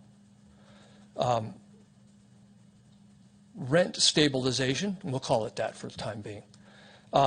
Since 2020, the average rent increase in Bella Vista Park has been 4%. Some years a little less, more often than not 4%. 2023 was an anomaly. We should all go back and take a look at the CPI charts and inflation charts for our country and for our region for 2022 to understand why that rent increase was 8%.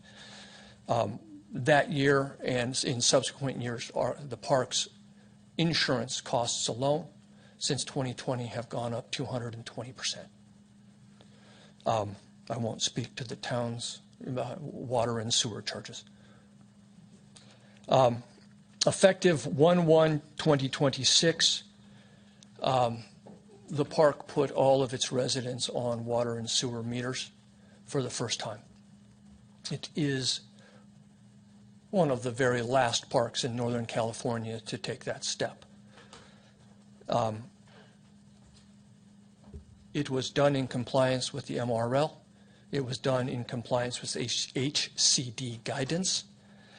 And I would add, and this is perhaps probably most important, a week ago, after gathering metered data from all of the park's residents for the first 6 months of the imposition of the water meters, the park issued a letter to all residents stating that effective September 1st, 2026, their rent would be reduced by $72.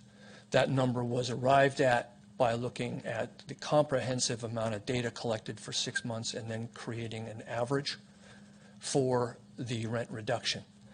That amount was not available because the park simply had not have any data as of 1/1/26 or the months before that, because all it had was 1 meter, and all the park did was pay that bill every time it came in. So with that said, I'm going to stop there and say this. I don't think, my clients don't think, that this is a rent stabilization situation. Rents have been stable in this town and reasonably applied for forever. My client has never passed through one under the MRL, as Mr. Bell pointed out to you guys earlier. There are pass-throughs available for certain capital improvements and things like that. My client's never done that, not once. And this client and his family have owned this for over 30 years. Hasn't happened. 3 years ago, they improved and repaved all the streets in the park at no charge to the residents whatsoever. That continues to be the case, and that will probably continue to be the case. So, with that said, I understand the situation. I understand the efficacies of rent stabilization. I'm just not sure that that's necessary here, and I would ask that you consider that there may be other opportunities outside of an ordinance to problem solve. Thank you. Thank you very much.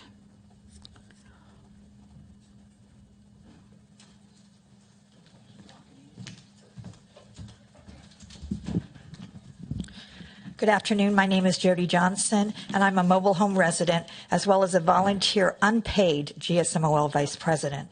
In advance, we thank you for your consideration for a much-needed rent stabilization ordinance for the seniors here in Yountville. After decades of advocacy and ordinance enactments, I would like to bring to your attention some of the following details in your staff report. Certainly you are aware that mobile park residents and mobile park owners have a unique relationship. This is not regular housing or rental dwelling, as the resident owns the mobile home and rents the land underneath. This is truly the last bastion of unsubsidized affordable housing, where the residents themselves are supplying the affordable housing. California mobile home residency law governs the rules, rights, and responsibilities between mobile home park owners and resident owners for about 1.4 million residents in California. Rent increases, rules and regulations, leases and tenancies, dispute resolutions and help, and enforcement. MRLPP is the residency protection program to assist residents with complaints and helping resolve severe MRL violations. GSMOL has drafted, sponsored, and enacted many of the MRL laws. In 1985, 4 pages, to today, 77 pages of law. Rent stabilization is necessary to prevent gouging on the most vulnerable senior residents. While today's residents may not see, like he said, large investment orders seeking exorbitant increase, these circumstances can change quickly. They won't always own the park. Many cities and counties did not proactively defend, enforce, and strengthen protections, while allowing park owners to be the determining factor on how much is too much, because all was well until it wasn't. That imbalance of wealth and legal funding can lead to unfair business practices. Cited in your presentation, I don't need to go over, is Costa-Hawkins and tenant protection, which don't relate to mobile homes. They never have, except for a renter. Important to note that while a few mobile homes may be owned and rented, the vast majority of your mobile homes here in Yountville are not. Rent stabilization ordinance should include CPI, or a percentage of the annual allowable increase. 70 to 75% is really what's been happening now. Rent cap no higher than 4%, although some jurisdictions are adopting 3%. CPI just came in at 3.8. Last year was a relatively low, but then, as he talked about in 2022, was very high. Important to note that in just one city, there were 7 arbitrations in just the last year. Once park owners accounting opened up their books, the arbitrator found that with 70% of CPI, that inflation had kept up with the profits of that park owner. Also important to note that out of all those attempted fair increase arbitrations, with an ask of as much as $1,530 more in ground rent, the award was 0. That's because the books did not support that they weren't making a profit. A method must be determined in RSO to prevent so many methods being used that residents are buried in legal debt. The standard held in our highest of courts is MNOI, Maintenance of Net Operating Income. This determines a base year and procedural accounting data. In the city of Windsor, with a substantial dollar ground rent increase asked for, with an arbitrator award of just $4. Any RSO must defend, enforce, and strengthen, and certainly close in advance the loopholes so that you won't constantly be revising. Arbitration and mediation must allow residents in the imbalance of wealth and power to have legal representation, expert witnesses. Fair rate of return process definitely should be had for the park owners. Vacancy control is very imperative, with vacancy decontrol where they can make that ground rent upon sale anything they want. Any application for more than an allowable annual increase requires the burden of proof to be on the park owner. I'm not going to go into the case law but it didn't really relate. In any RSO, legal fees as a standard are not collectible in an arbitration process. I say that because imagine the fare increase that just happened, where the park owners buried residents in 11 different methods, asking for $595 more a month, and receiving an award of just $4, and then trying to collect legal fees of $500,000 from the residents. It doesn't make sense. I did attach previously the Senate and Assembly bills that were notated, also don't really relate to what we're talking about. We offer that any RSO must be thoughtfully drafted, historical loopholes closed, give park owners a vehicle for proving loss or needed increases, and allow residents to be protected from severe increases.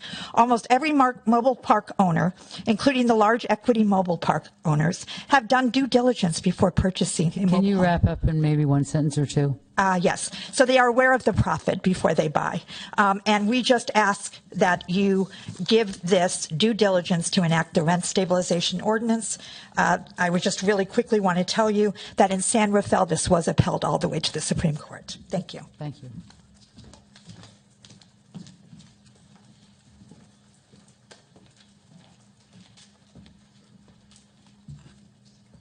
Good afternoon, Mayor, council members, staff. Gary, great job with your presentation. My name is Denny Drosos. I oversee the operations of Rancho de Calistoga Estates. Rancho de Napa Estates. I appreciate the opportunity to comment on tonight's informational presentation regarding mobile home rent stabilization.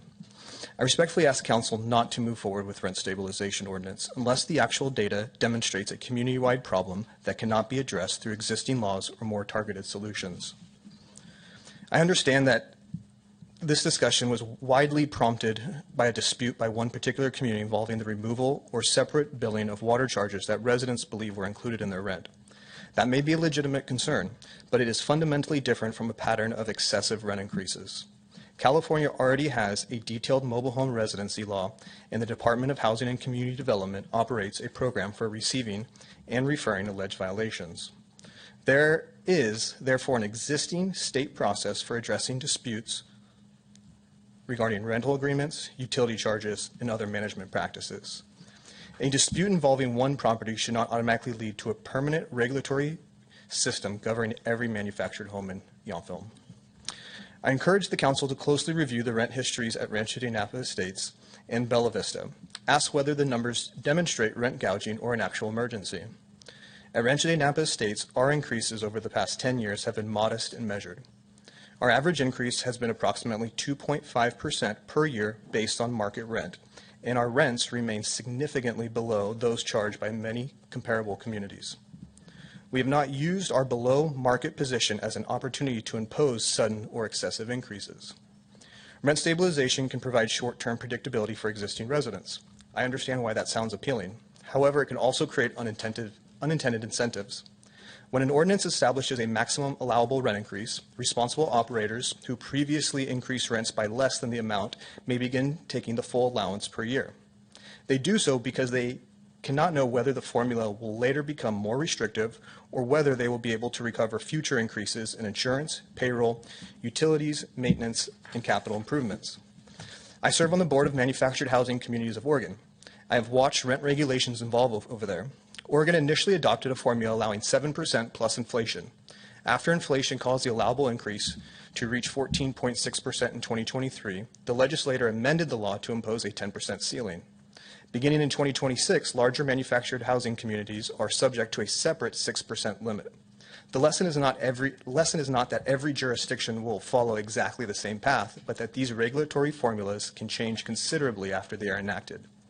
Once a program exists, both resident and owners begin to plan around the maximum rather than the property's actual history and circumstances. There is also administrative cost. A rent stabilization program requires staff time, annual registration, fee collection, notices, record keeping, hearings, legal review, and procedures for owners seeking a fair rate of return. Those costs do not disappear. They are paid by the town, the property owners, the residents, or some combination of all three. Before creating that expense and bureaucracy, the Council should first determine whether rent histories show a problem serious enough to justify it. At Rancho de Napa Estates, we believe assistance should be directed towards residents who truly need it. We have established a rent preservation program for financially vulnerable residents who qualify. The program can freeze future rent increases, provide stability while allowing the deferred amount to be recovered when the home is eventually sold. That is a targeted safety net rather than a blanket benefit for every homeowner, regardless of income, assets, or whether the property is the primary resident or vacation home. To simplify it, rent control doesn't work unless you put a cap on the sales price of a resident's home. Because if you don't, the new owner pays a higher price for the home up front in exchange for cheaper rent. After I spoke at the June council meeting, several Rancho de Napa residents approached me and thanked me for how the community is being operated. They also told me they did not support rent stabilization ordinance. Another resident advised me that a significant number of homes within our community are used as second homes or vacation properties. A broad ordinance would therefore provide the same benefit to financially secure second homeowners as it would to generally vulnerable residents.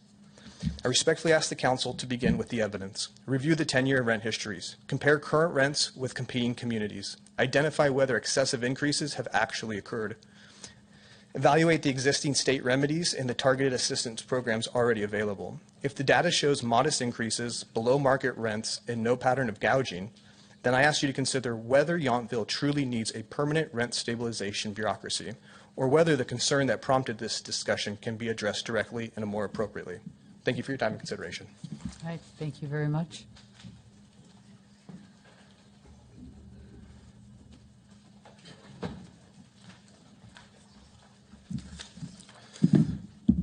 Good afternoon, Council. My name is Salo, and I'm with WMA.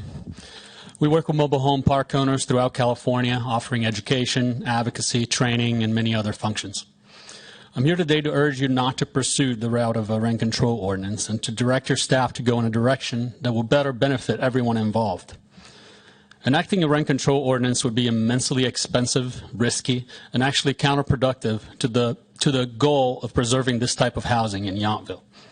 As you're aware, mobile home communities offer some of the last naturally occurring affordable housing in California. Unfortunately, this model of housing is slowly disappearing as zero more parks are built and more parks close every year. There are many reasons why this keeps happening. One of them is the proliferation of really onerous rent control laws in California. The owners of Rancho de Napa and Bella Vista are proud of the communities they have built and managed, offering hundreds of families a beautiful, safe, and affordable place to live. They want to continue to serve the people of Yountville for many years into the future. We're here today to make sure that they continue to do that. Our economy's recent challenges have been heartfelt by everybody, and both residents as well as management have felt and been impacted. We're sympathetic because we understand very well how much the cost of everything has gone up. Unfortunately for management, the costs of infrastructure repairs, sewage, maintenance, insurance, water have all risen significantly faster than the rate of inflation. Even so, managers take every step they can in order not to disrupt the lives of residents and to keep rents as low as possible while still being able to provide the safety and quality of life that residents have come to expect.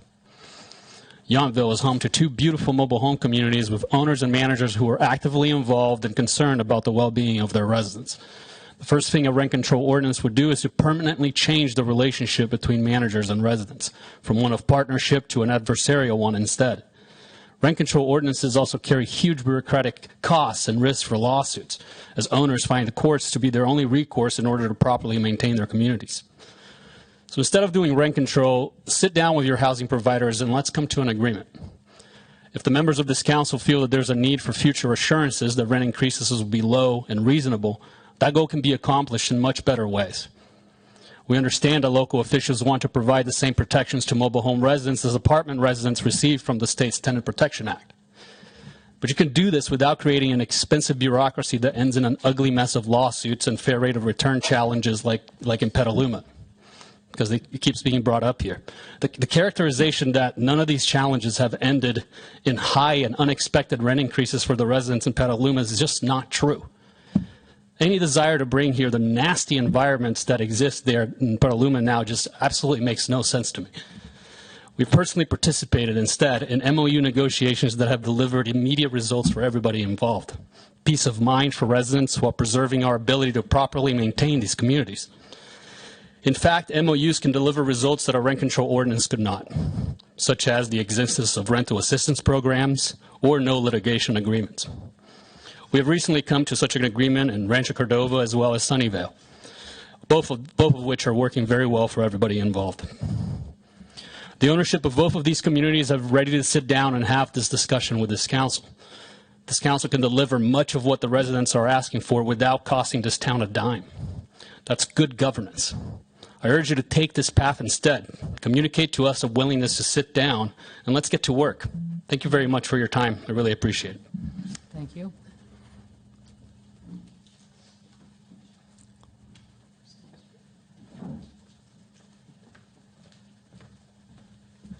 Hello, Mayor, council members. I'm Terry Bremer, and I live in Bella Vista. We've heard some interesting counterpoints today, and I don't envy you your job. Now you get to sort through it all. I do want to add a couple of points from our perspective as we, as residents, have gotten a better understanding of the MRL, which is the body of California law, part of the Civil Code. We've heard all that background that does cover the operation of mobile home parks and the way we live our lives since we've chosen to reside in them. My late husband and I came to Yountville in 2018, and we bought in Bella Vista Park. After the kids were gone, we sold the big house in Napa and decided we live on a single level here in lovely Yountville and be able to travel and chill. Well, I haven't been chilling last year since we've started to do our due diligence and learn more about what the law has for us. Initially, we were extremely grateful to find that Yountville had the foresight in 2010 to establish the senior overlay ordinance for both parks. That's my analogy is that that's the bottom piece of bread in our sandwich. We've got all the wonderfulness of Yountville in the sandwich, and now we're at the point where we can't have an open-faced sandwich anymore. We need a rent stabilization ordinance to be the piece of bread. And yes, it can be gluten-free if you want on the top, but it is Yountville after all. In recent years, I've noticed the town of Yountville changing, and I became very aware when I worked the census in 2020 how our town has changed from primary year-round principal residence kinds of homeowners to people who have second or third homes here and are here part of the year or not. We've seen that very same phenomenon in Bella Vista, and I hear from my counterparts in Rancho de Napa. I was kind of surprised they said more than half of the homes in Rancho de Napa are second or third homes. You've heard earlier that the MRL, I believe it's section 798.17, specifically exempts second and third homes or non-principal residences, might be fourth or fifth homes, who knows, from any application of a rent stabilization ordinance. And I appreciate your interest, and I'm sensing maybe a willingness to try to figure out how can we do that, how can we make it fair. If it's true, there are 319 manufactured homes between both parks, Bella Vista and Rancho de Napa. If it's true that more than half of Rancho are second and third homes, and there's at least 15 that I can count in Bella Vista that are second homes, that's like 133 units of the 319 in our universe that are second or third homes. So that leaves us with 186-ish, if these numbers are accurate. But getting to the right numbers would be something that staff could do in further study to really find out what I call the true facts. If we have 186 manufactured homes in Yountville that are principal residences of the people that live in the parks, that's who could benefit from a rent stabilization ordinance. And you say, well, you have the MRL. Isn't that good enough? No, it's not, because it prescribes notice requirements for rent increases, but it does not do anything about caps. And it says that with 90 days written notice, the park owner can give notice of a rent increase. So in theory, every 90 days, if that were the worst case scenario, we could have a rent increase. That's why we're interested in a rent stabilization ordinance to have one rent increase per year tied to some objective, measurable standard. And it's true, I've done the math myself. My rent increases, except for the one mutant year when the whole economy was bad, thank you, COVID, my rent increases have been hovering around 4 or a little bit lower. But the RSO, as to rent increases, also bolsters the MRL because it could provide some structure to how do you set the base rent when a manufactured home changes hands. That issue is another big one that we've seen in neighboring parks, and we think that there needs to be some control for that. There is no control in the MRL. Can you wrap up with one or two more sentences, please? Yes. The third part, and I call it the third leg on the RSO stool, is to shield residents from what might be any unexpected pass-throughs of capital improvement costs to the park owner's asset. And so those are the three elements of protection that we don't necessarily have from the RSL, and that's why we're seeking a rent stabilization ordinance. Okay, thank you very much. Thank you.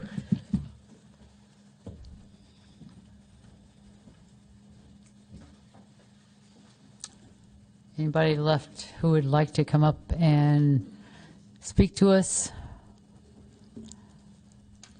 Once I close public comment, this will be a council-only discussion with the staff, so last chance. Seeing none, I will go ahead and close the public comment on this item and bring it back to council. More questions, thoughts?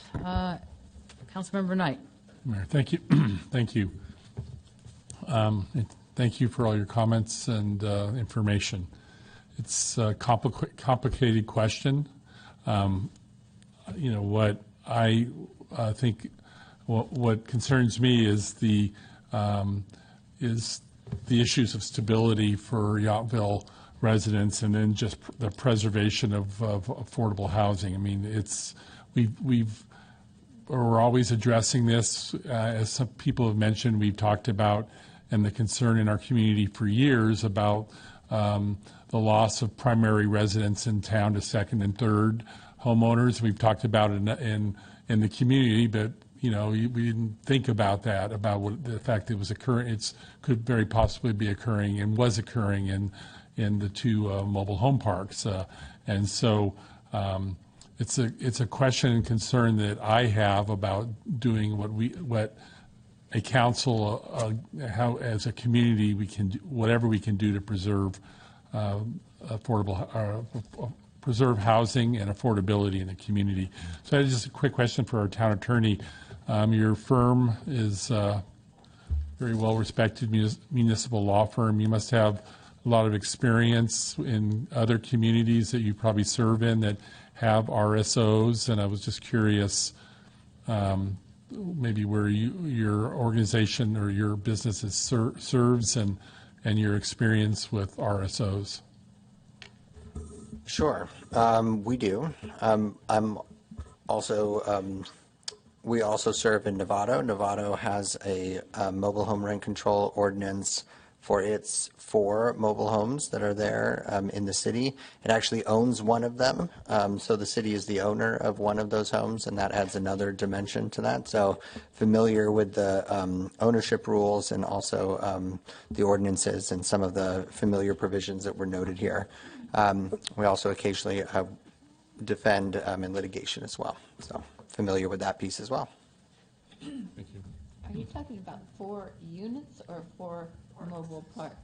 Parks. Okay. Yeah. You have I do. Councilmember May I Tripp? make a comment? Yes. Sure. This is a tough one, and maybe more so because I actually have sat through a lot of the kind of issues that come up. I would say, just as a background, we have given a lot of time and effort to affordable housing in Yountville. As someone pointed out, we spent $900,000 planning, and I'm hopeful we'll be able to repurpose some of that for the affordable and workforce housing at the Commons. So we've made a big investment.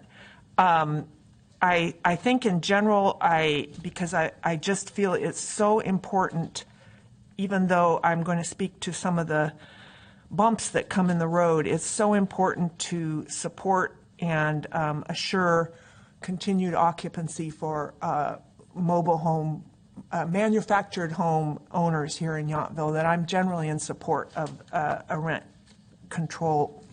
stabilization ordinance because of the real need. It is unsubsidized affordable housing, although, right, when people start selling them for $500,000, it may not be as affordable, but we have a lot of people who've been here a long time who really do need the affordability component of this, because it makes the difference between them being able to stay and then leaving. And then, of course, if we have long-term residents leaving, then we do get back into the problem of people, and you can't really argue with it. We have a beautiful place. They want to buy a second home here.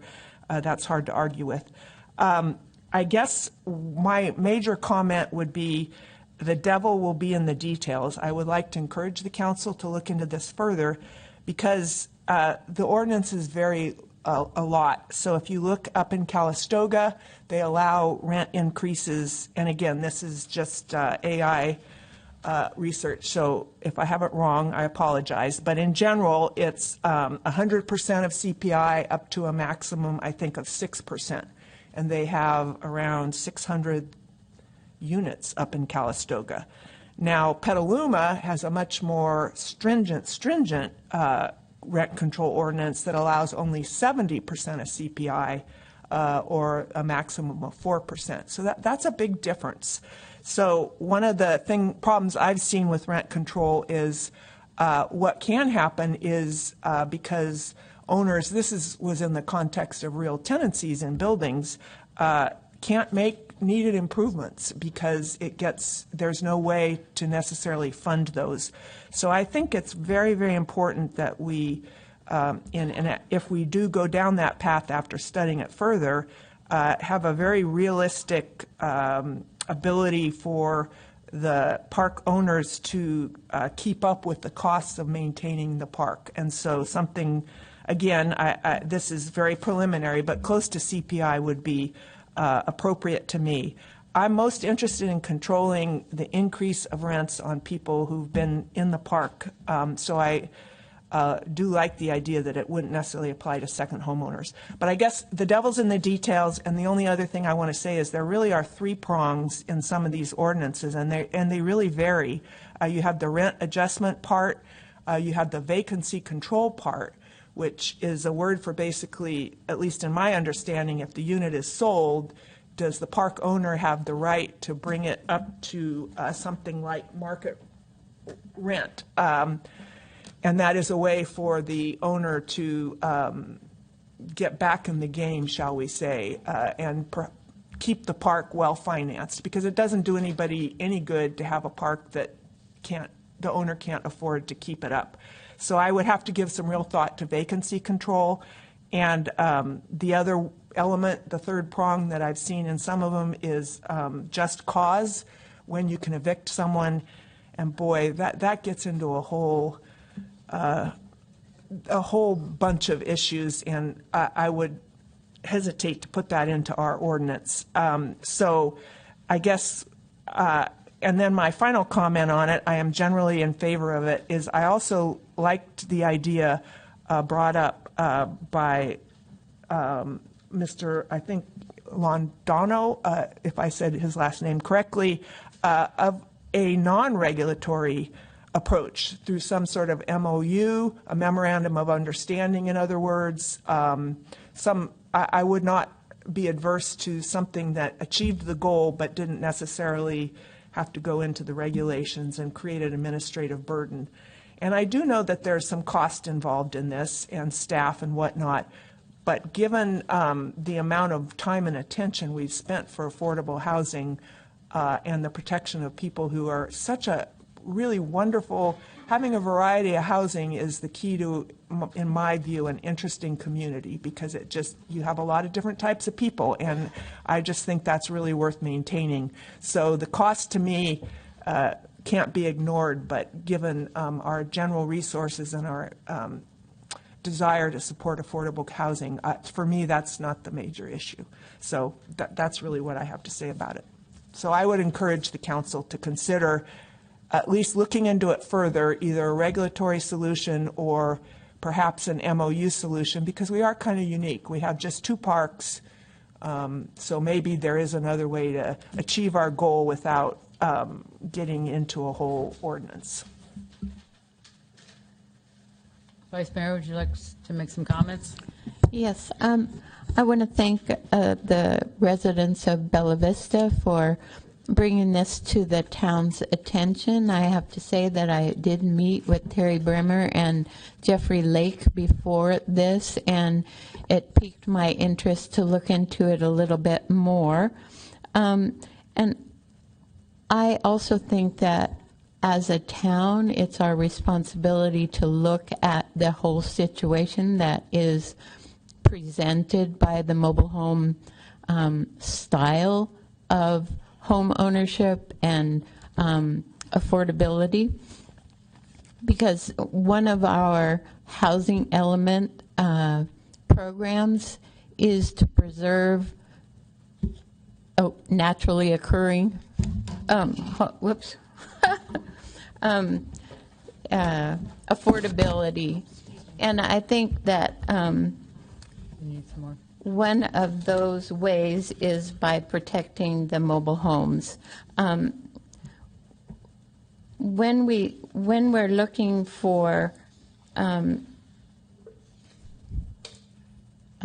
support from our staff, I think it would be great to actually have a local stakeholders meeting to assess exactly what are the key interests on both sides and how that will translate into the best kind of ordinance that we could create.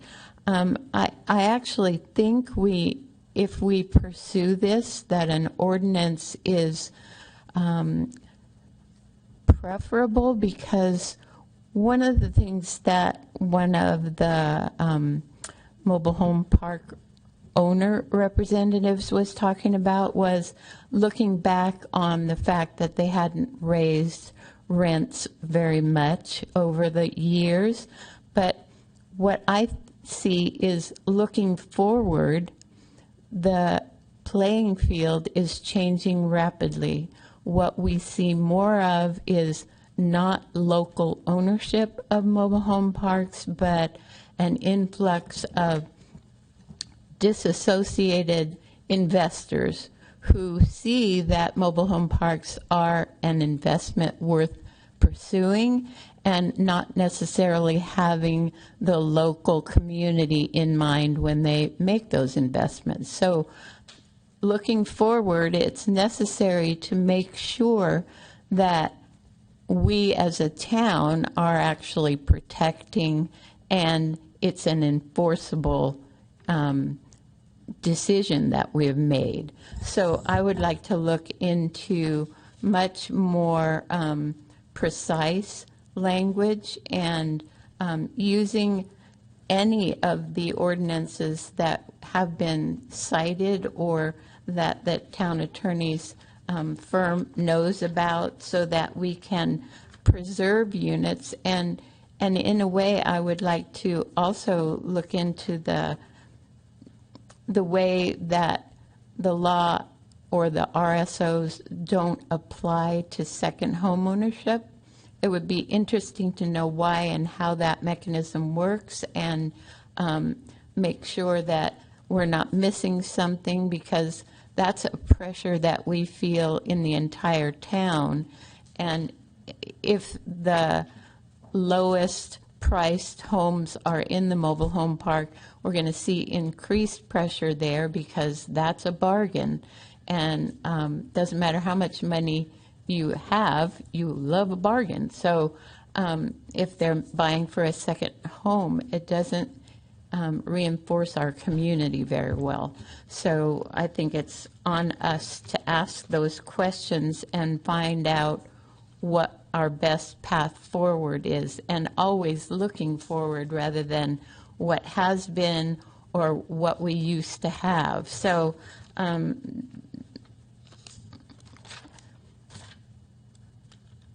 so the cap, the pass-throughs, the increases, 1 per year, all of those things seem reasonable, and it sounds like the park ownership would like to be reasonable, so a stakeholder meeting could establish that reasonability, and we can work through more questions, because I think we're just scratching the surface here. And I also don't think we want to take forever to do it, because I think the pressure is real and it's current. So I would like to see it come back to us as soon as we can. Councilmember Knight. Thank you, Mayor. I would just say that I agree with the comments from the Vice Mayor and Councilmember Tripp that I think it's wise for us to move forward on a discussion, research and discussion on a RSO, rental stabilization ordinance.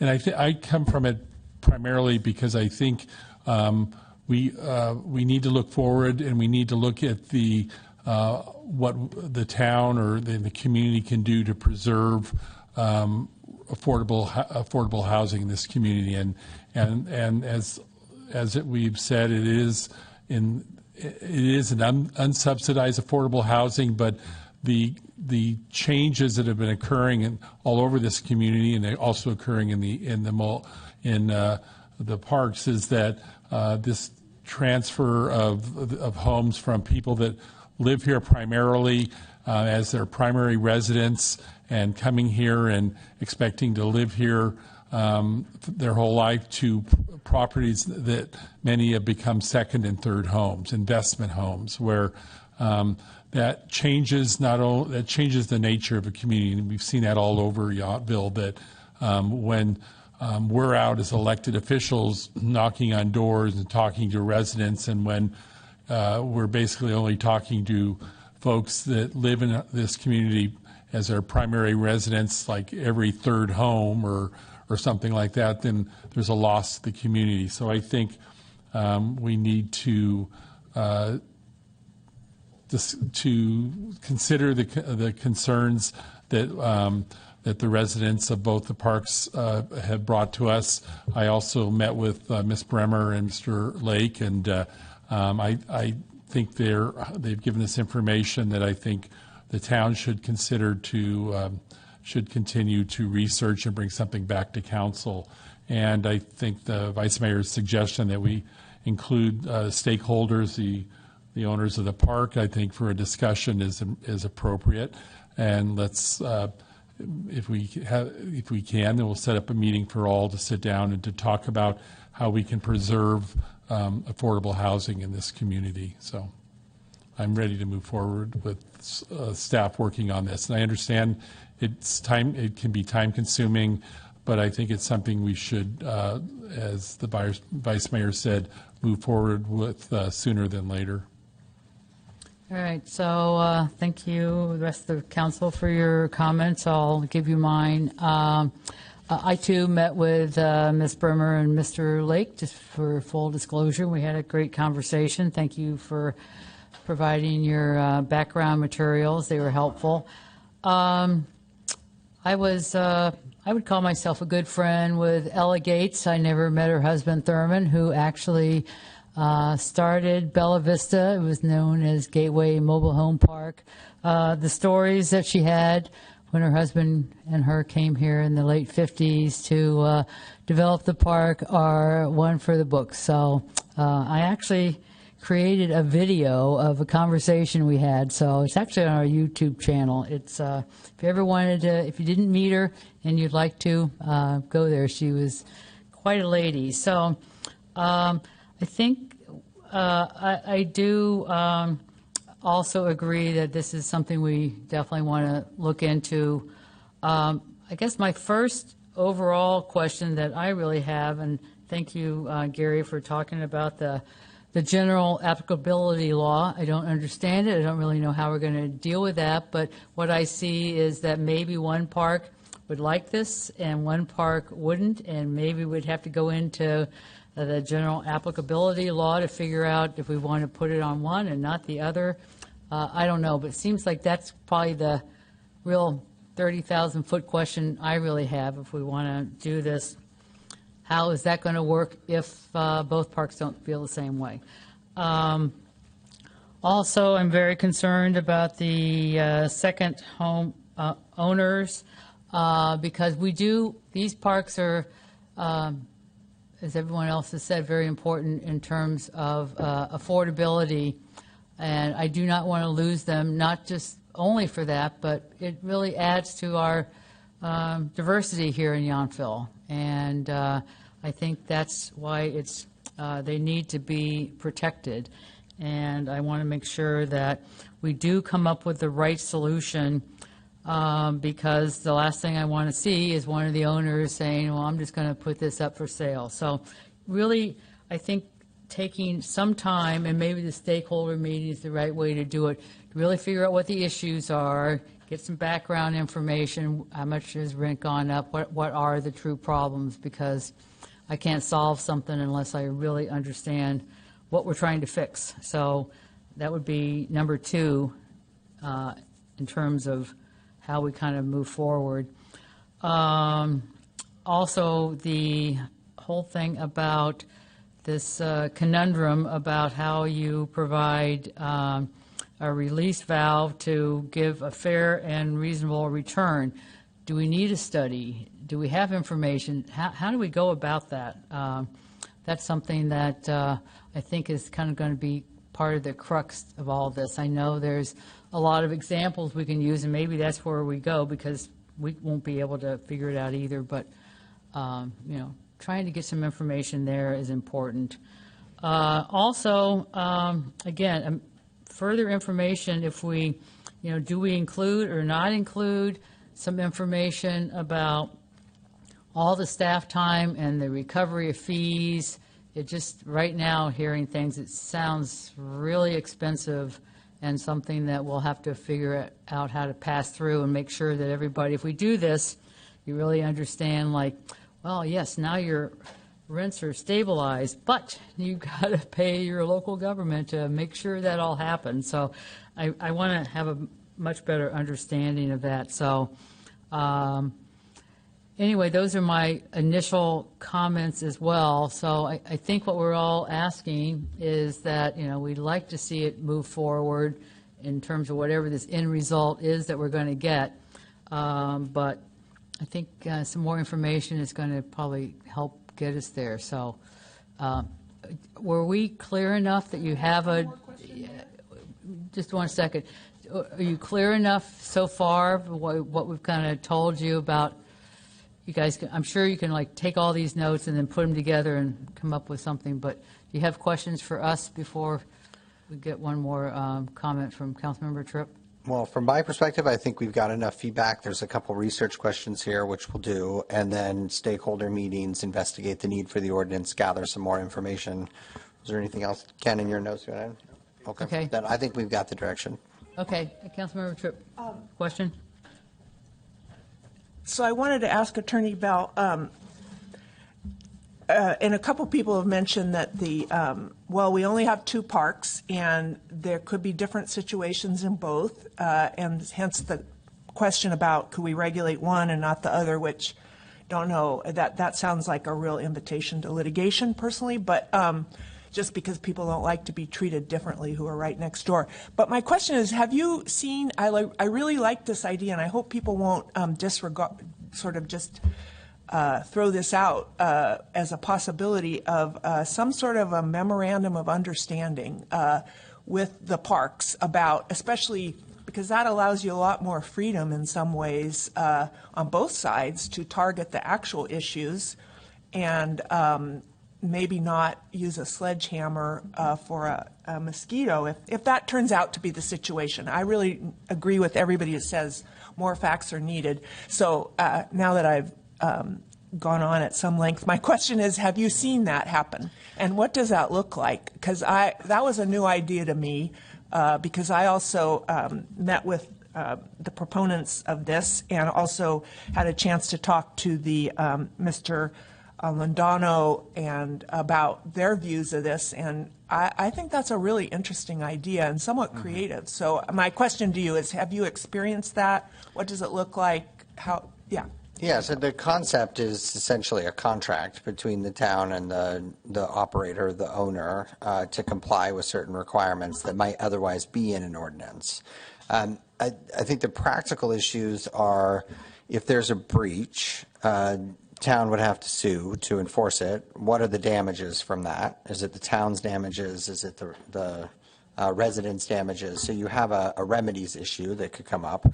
You could create third-party beneficiaries, I suppose, in the residents there and allow them to sue under the contract, even though it's only for in between the town and them. So I think the big issue would be enforcement, right? If it is breached and not followed through, what do you do, right? If it's in your code, it's a violation of your code, you can fine, you can, go seek an injunction and do it, and you could theoretically do some of those things under the agreement too.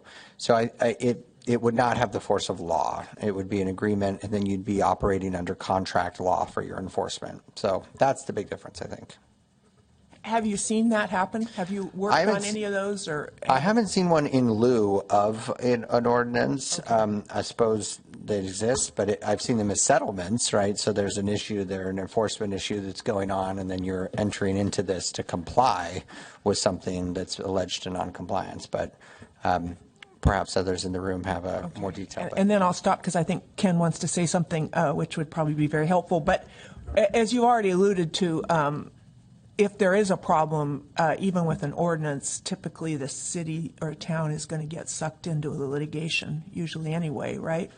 Well, it depends on what the problem is, right? So if the town is acting as a decision maker for disputes and there's a town hearing officer that's issuing a decision, then yes, that decision is what would be challenged in court and the town would be named as a party, definitely. If you are engaging in code enforcement, so if you have an ordinance that's more passive that says here's what owners have to do, but doesn't really have a dispute process that comes to the town side, you'd be issuing fines and code enforcement and declaring things nuisances like you do for your other code provisions. You could be sued over that as well. Of course, it's just a different process. Well, so I was just in my mind comparing the lawsuit risks. It's kind of sad. That's how we have to think. The lawsuit risks of an MOU versus an ordinance, and they both have risks. So anyway, thank you. Town manager.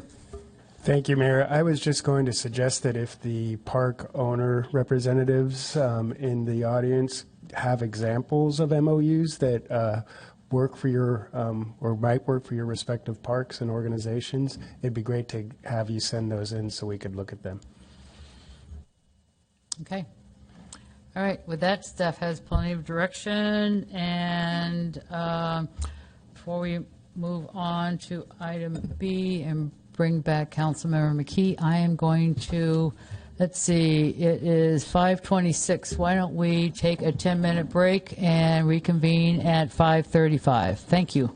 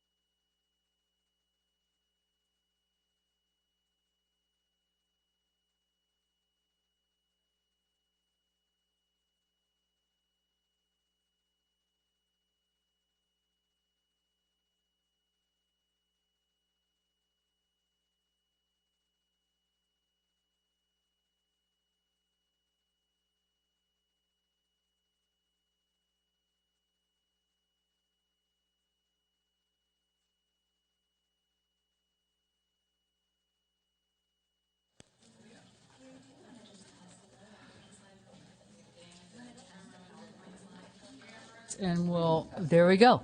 All right, we are now live again. So let's move on to our second administrative item. We are going to talk about the California Public Record Request Act request. So, Town Attorney, you up again on this one? Actually, we talked about this, and I think Hillary's going to at least start. Okay, and there we go. I'm happy to add some Town info clerk. in, and then we'll go from there. Okay, thank you.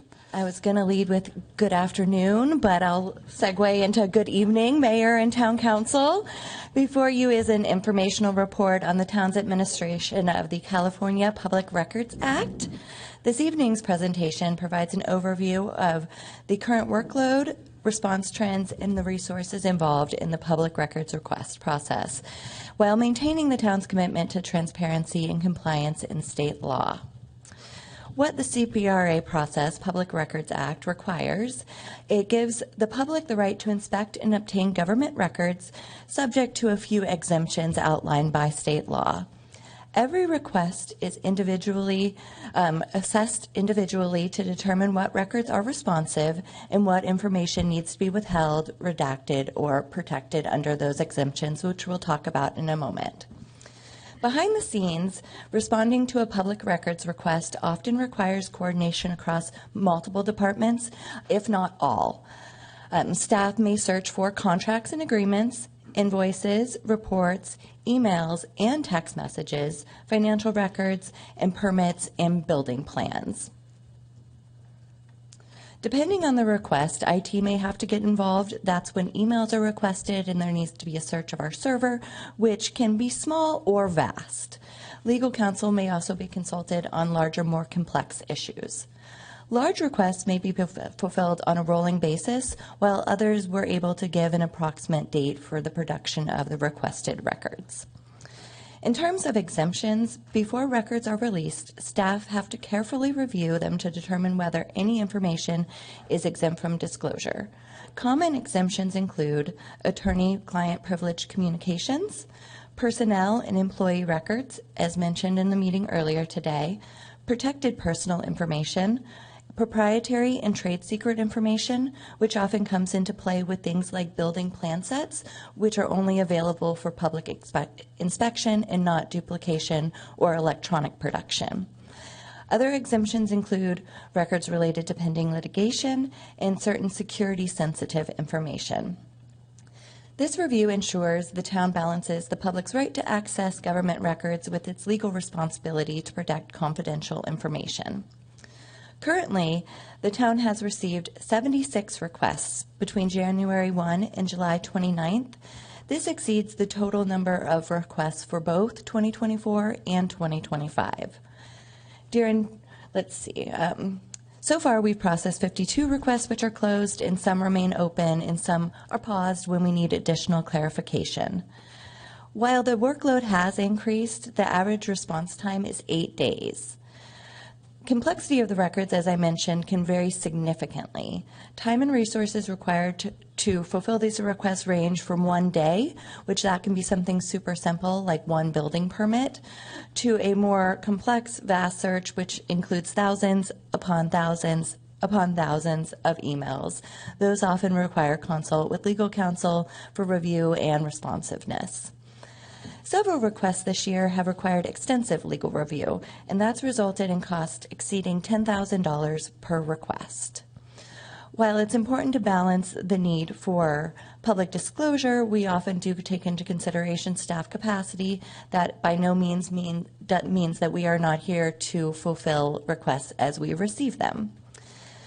In order to further enhance transparency, we often look at opportunities to make frequently requested records available to the public through our document center, which I'm going to pull up now, and then I'm happy to answer any questions you may have about the public records request process, current workload, or transparency, and Town Attorney Bell can also chime in. Yeah, I just wanted to give some additional background on the timing and process for all these. So when a request is received, the town has 10 days to determine whether or not it has responsive records in its possession. That determination can be extended for an additional 14 days in unusual circumstances, which include, among other things, the need to search for and collect a voluminous amount of separate records. That's from the statute. So if you can't make the determination within 10 days, if you have a responsive record, you can push it out another 14 days, but you still have to respond within 10 days. So it's a very quick deadline. The clerks are always responding very quickly. State law requires that. It's often faster than 10 days, actually. But you have to respond within 10 days either way. You can make the determination of responsive records within an additional 14-day period under unusual circumstances. And then when you make the determination, either in the 10-day window or the additional 14-day window, you have to give an estimated date and time when those records will be available. And that depends on what they're asking for. If they're asking for thousands and thousands of records, that estimated date and time might be quite a bit out in the future because you need to find them and review them. If they're asking for 3 or 4 documents, that estimated date and time might be tomorrow. Come in and get them. So it depends on what they're asking for and when they actually receive the records. But the deadlines are on the front end for making determinations. When you actually provide the records depends and is later. So those deadlines often get confused. You'll hear people say, you have to give me the records within 10 days. That is not the case. To respond within 10 days and give them a date and time when the records will be available, which depends on what they're asking for. The requests have to reasonably describe records so that you can locate them, right? And so there is often some back and forth between the clerk and the requester saying, what is it that you're asking for? Let me help you, give me a better description of what you're after so that I can help you and make a determination. Very, very, very broad requests, which you'll sometimes get, give me every record that does this. So of course, town's been in existence since the 60s, so every record that does something probably not what they're asking for. They're probably asking for something more narrow than that, and so the clerks will work with them to try to narrow the request or to figure out what they're actually looking for. There are limits to that. Exceedingly burdensome requests can be narrowed. It's still pretty broad. There are recent requests or recent case law on many thousands of records that were upheld as not overly broad. So there is a limit to what people can ask for, but it's very, very far out there. And I don't think we've reached that under any of the requests that have been received here. But I'm happy to pause there and answer any questions on the process that we didn't cover already. So I have a question, not necessarily on the process, but once we have all this information and it's been accumulated, I sometimes hear, from the public the same question, and sometimes with public comment we hear that. When is it appropriate to say, well, we happen to have a Public Record Request Act on that, go look here, or talk about that a little bit, how that's best handled. It's always appropriate to say that, and the reason for that is once the town discloses a record under the Public Records Act, it is a public record. So we cannot disclose it to one and not disclose it to another. And so if you've already gone through the process of collecting all records on a particular topic and someone else is asking for it, those records that have been disclosed, we already know are disclosable. We've already gone through it. They've already been disclosed. We don't have a basis to withhold them at this point. So that's why some agencies, the town does this occasionally, other agencies certainly do, they will put those records in a particular place or make them accessible on the website. The Records Act was amended 2 years ago, might be a little bit longer now. They recodified all of the statutes. So they renumbered everything. For those of us who spent years memorizing it, that was a little annoying because now none of us know where any of the code sections are anymore. But they added in some new provisions. And one of the provisions they added in is that the town can make records available by posting them on the website. And so that is now a state law that specifically says that. And so the town, among many other agencies in the state, has created a portal where anyone can go in and look at nearly every record that is available. And those are contracts, ordinances, resolutions, all of the other documents, agendas, certainly. So I would say many times records that are being asked for are already available on the website for anyone who wants to come and see them. You know, we received a request this year for every contract that the town entered into over a 3-year period. Well, all of those records are on the website already and have always been there and will continue to be there. So I suppose I would encourage people to take a look at the website. There's certainly a lot of records and documents on there already. We'll respond to requests, of course, if we get them, but we do try to put, I think staff tries to put as many of them on the website as possible so that people can have those whenever they want. So can the public also go in and actually look at the request for a request to see what's been requested so they kind of know what documents? I have to look that over. Clerk, is that available? Oh, see, there you go. So it does look like that is possible. You are able to search closed previously requested items. Okay. So specific requests are publicly available once they've been published to the requester. Additionally, frequently requested items, as Town Attorney Bellwood said, we try to post those in a public location that makes them easy to access without submitting a request. So yes, you can search here by visiting the town clerk section of the website and navigating to submit or view a public records request. And additionally, many items such as agreements, invoices, and other frequently requested items are found in the town's document center. So if you're just curious about what people are even requesting, that you could just find that out, whether you wanted to see the underlying documents or not. That is available in the public request portal. Okay. Are all the requests there, or just the ones you think would be important to people? We generally publish most of the Public Records Act requests that we receive, but sometimes we keep them private if there was no responsive records or something like that, where it wasn't helpful because no information was shared. But if there were public records, yes, then they would be on that portal. Yes, they would. Okay, thank you. Another great example would be if somebody requested building plans and we made those available via public inspection. That record we would not make publicly available because it's a moot point to some extent. Say that again, why wouldn't it be publicly? There are no records that would be available to view digitally. Yeah, just to unpack that a little bit. So building plans, anything that are stamped by an engineer or an architect, are copyrighted. And so we cannot provide physical copies of those to people, but they are viewable. And so people who want to see plans for their home or plans for a subdivision or any of the other things, they have to come into Town Hall and view them. And then leave without copies, because we can't disclose those unless the holder of the copyright releases them, and there's a process for that. And sometimes people will go to the person who drafted the plans and get permission for copies, and then we will make copies. But that process is a little lengthier, and so most people just come in and view them. And so under that circumstance, we wouldn't be posting those on the website because we wouldn't want people to have access to copy them and the like. Yeah. Yes. Councilmember Knight. I don't think your mic. I don't think is your mic on. There we go. Thank you. So as we have been, and I appreciate all the work we've done to improve our website.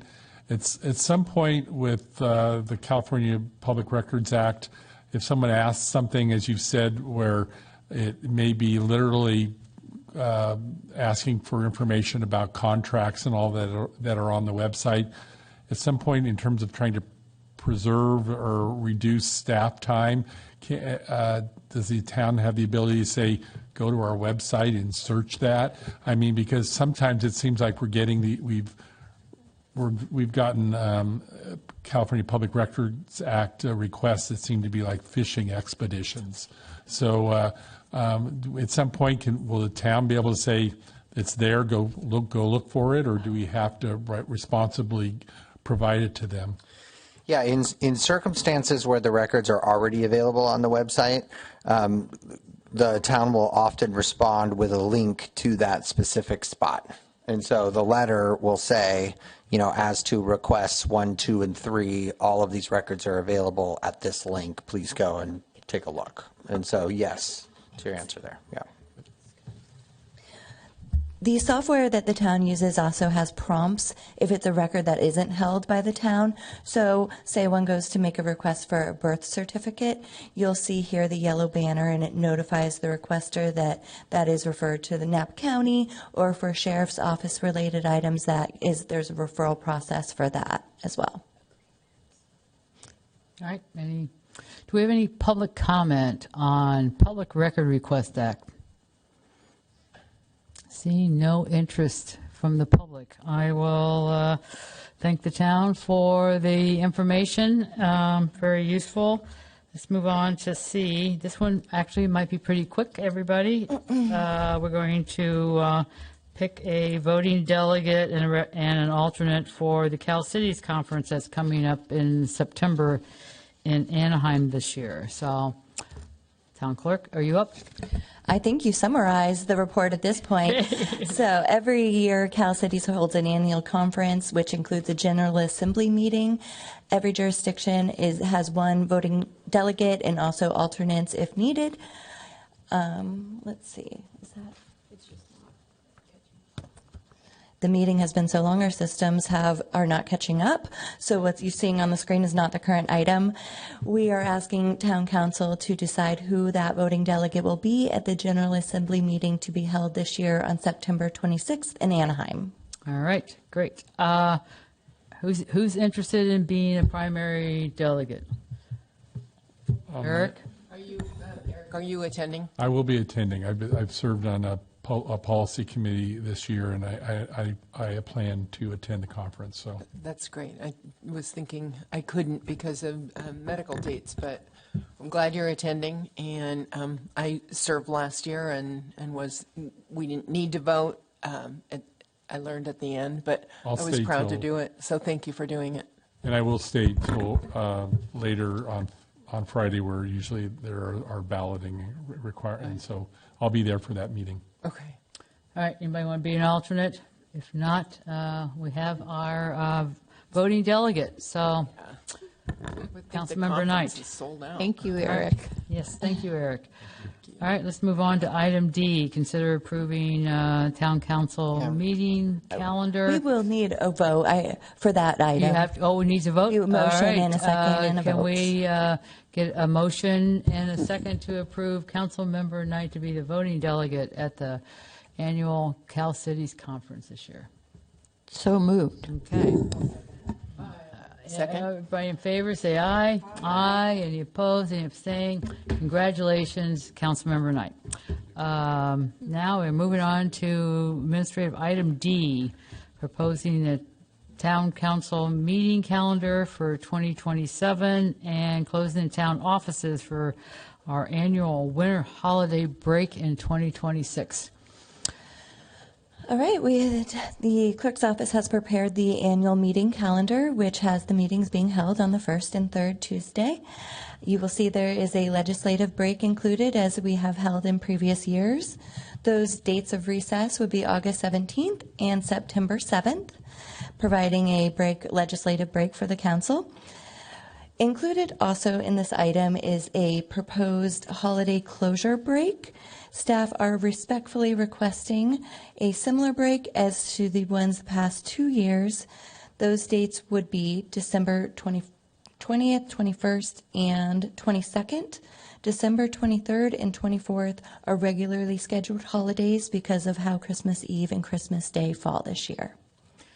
And again, any emergency staff would be on hand.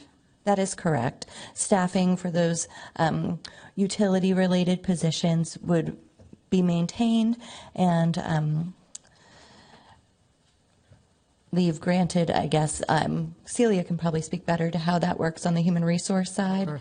Our town manager would like to have a comment here. Yeah, so during that time, there could be the need for, one or two what I call essential service staff members to maintain the plant, maybe 3. It's not a significant cost. They would, if the council did support giving the rest of staff those days paid holidays or paid time off. The members of our team who would be working on those days would get double time. the dollar value of that, $2,000 maybe total cost to have those employees on site for those 3 days doing the work at the facility. Okay, great. Any questions from the council? Councilmember Tripp? Well, it wouldn't be the annual discussion if I did not make my Grinch comment, which is and I would like to make this very clear, I have no problem with shutting down Town Hall over the holidays. I just want to call everyone's attention to the fact that we are not just shutting it down, we have now added additional paid holidays, which I do understand, some may say that doesn't cost anything, but if you think through paid holidays and why they get negotiated in contracts, and all of us had vacation leave. And I would just also point out, it's perfectly appropriate. Our town employees have vacation leave, administrative leave, bereavement leave. But I would also just like to note, employees do cash in a lot of leave time in the several $100,000. I think Celia can correct me with the exact amount. So in other words, they're trading their vacation for money, and so now we're adding more paid days. So I, again, have no problem shutting Town Hall down, but I personally, especially, that's not without its cost. In addition, in other words, all I'm trying to say is, yes, we will have to pay some people overtime to staff, but the whole reason companies watch how much leave they give people is you are actually paying them to work. And so we're paying people who aren't working. And again, I don't agree with that. Again, I'm all for closing down Town Hall. We should be with our families. I worked many, many years because as a lawyer doing business stuff, you always have to work to the end of the year. So I understand the value of that, but I just not sure we need to add more paid holidays when we have employees who don't use the holidays they have now, and instead, and that's their right, and they should. They get money for it. So I'm going to put in my Grinch-like comment one more time. So thank you. Do we have any public comment on this item?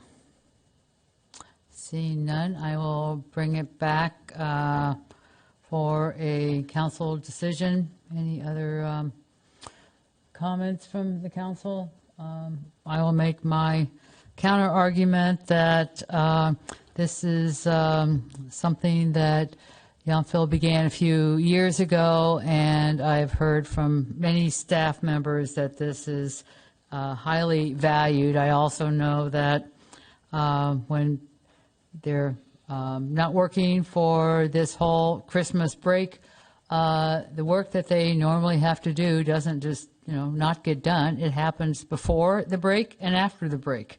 So there is no work that probably is not going on. And our employees are, these aren't just really like employees that, punch clocks. They're here early, they're here late, they work through breaks and lunches and things like that. So I think it's a very nice benefit that we in Yountville are able to give our employees. So with that, council decision?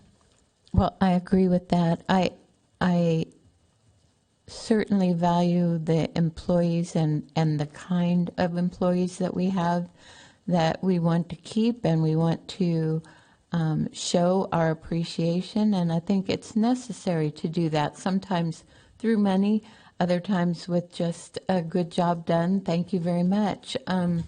But it is the season of giving and the season of gathering. And I think to facilitate that as a kind of a blue zone approach towards our employees, I think is important.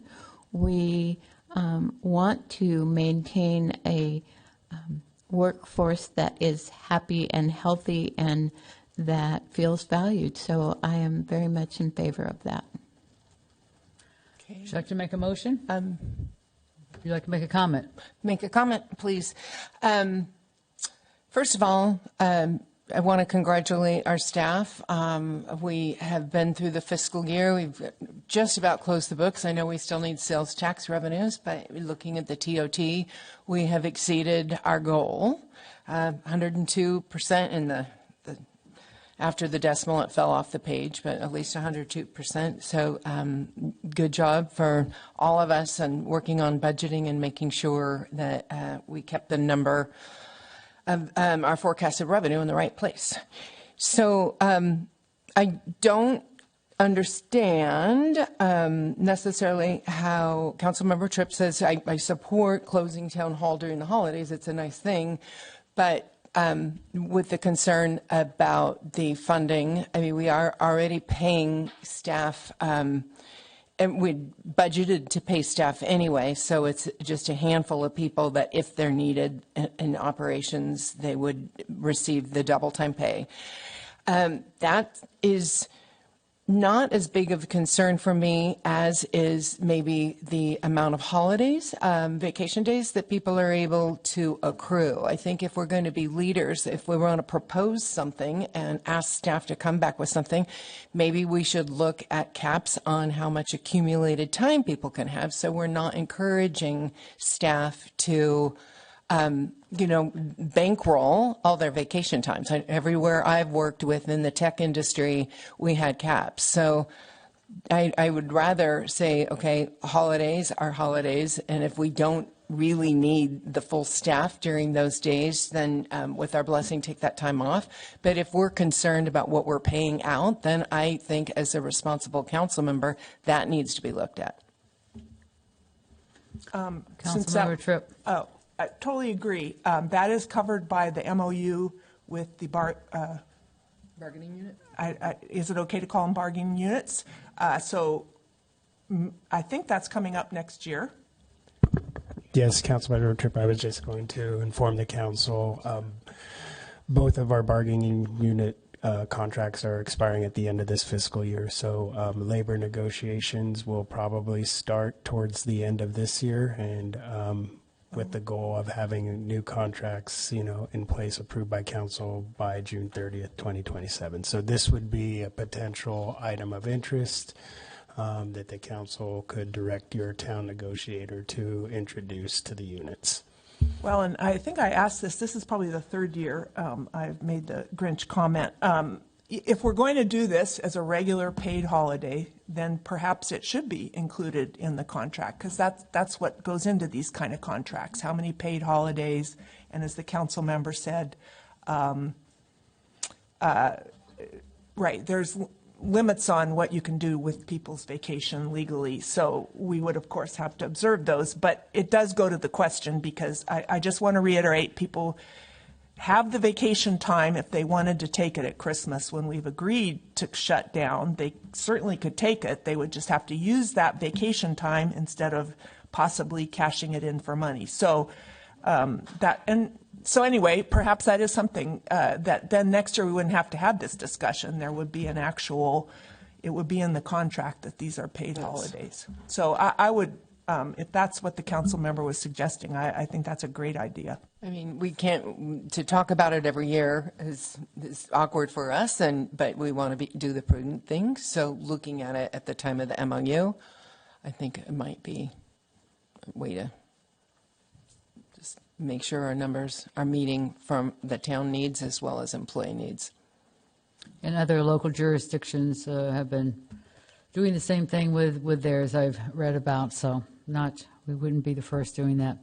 All right, do we have a motion from somebody? What Vice would Mayor? we be doing a motion on, the calendar or the? You could do both if you'd like. Well, Yeah. I just had one comment you about want the separate? calendar. Yeah, well, I just wanted to be clear here. There's, you're approving a calendar, and someone can correct me, but I think you're approving the calendar right now. There will be a separate proclamation that will come back later this year regarding the issue you're discussing right now, which is those days and the pay for it. And that's the same process that was followed in prior years as well. So these are related because you're going to put it on the calendar, but you also separately are going to adopt a proclamation later this year well, assuming you all do, but it will come back in an agenda item. So this isn't the end of the discussion. That's the point I'm making. So the proclamation would be the action. We would approve the proclamation? Correct. Yeah, there's a proclamation that does that, and that will be brought back later this year. So that's directing staff at this point for the proclamation. Yes, in a sense, yes, because you're putting it on the calendar. Right. As Okay. what, yes. Okay, then I have one comment or question about our calendar. And that is my hope that when we have a legislative break, we actually don't have town-sponsored events or things that council members would like to be at, because the legislative break, as I understand it, is an opportunity for us to be gone and not need to come back for events. So I understand emergencies, that's not an issue. I'm just saying regularly scheduled events need to not happen during legislative breaks. That's my position anyway. Staff will definitely take that into consideration moving forward and appreciate that feedback. Okay, I'm ready to. I'm sorry. Yes, That's interesting. Maybe at some point it also would lead to a discussion about then whether a legislative break should be in August and early September or more like in July or something like that. Yep. Maybe there's a better month because we tend to have more activities in August. We have the community events that maybe we should at some point consider a break at other times of the year, a different month or something. So, but I'm okay with this current schedule. So, okay. So let's get a motion to accept the calendar and request staff bring back a proclamation for the winter break for staff. I guess I just made the motion. Mayor, How about a second? I'll second that motion. Okay, there we go. All in favor, say aye. Aye. Okay, nobody opposed, nobody abstained. Okay. Let's move on to staff presentation and informational reports. So, Town Manager, tell us about the community engagement summary for the Town Manager recruitment. Yes, thank you, Mayor Ken McNabb, Interim Town Manager. So as Council is aware, as part of the recruitment process, a community engagement plan was developed and executed by our recruiter, Ralph Anderson and Associates. This community engagement plan consisted of an online survey available to all community members, a designated public email input address that anyone could send their thoughts, ideas, comments to the recruiter directly about the town manager recruitment. The engagement process included community listening sessions for residents and businesses. It also included one-on-one interviews with individuals, including our larger business owners, Mr. Gary Jabara and Chef Thomas Keller, Natalie Layton of the Chamber, and Carrie Hayes, among others. At the close of the recruitment or the engagement process near the end of July, we had 49 online surveys that had been completed and 13 public input emails were received by the recruiter.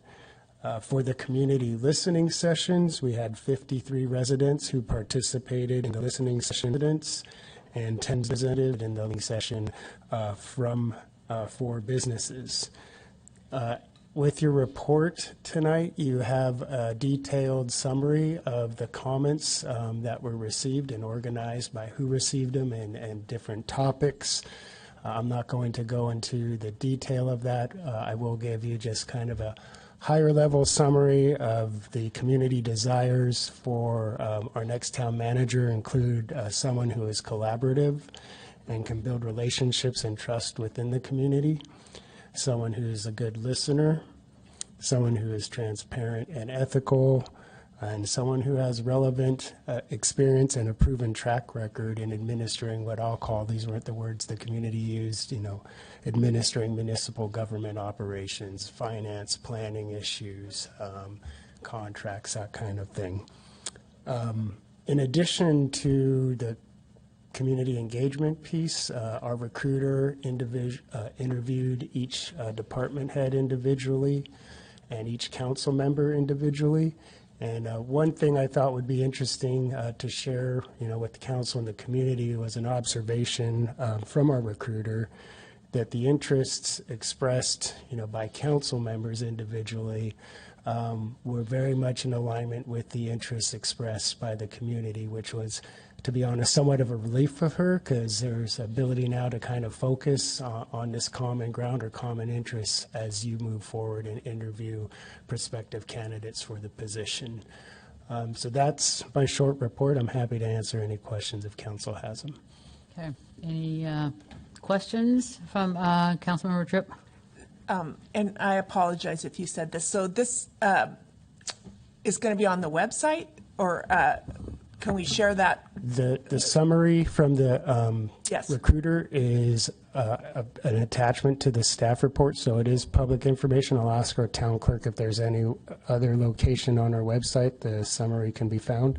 I think the best place to locate the summary is within the agenda packet, because that does become our permanent record. That makes sense. Okay. I don't think I took public comment on the last item, so we're going to do a double header here. So if you'd like to make any comments about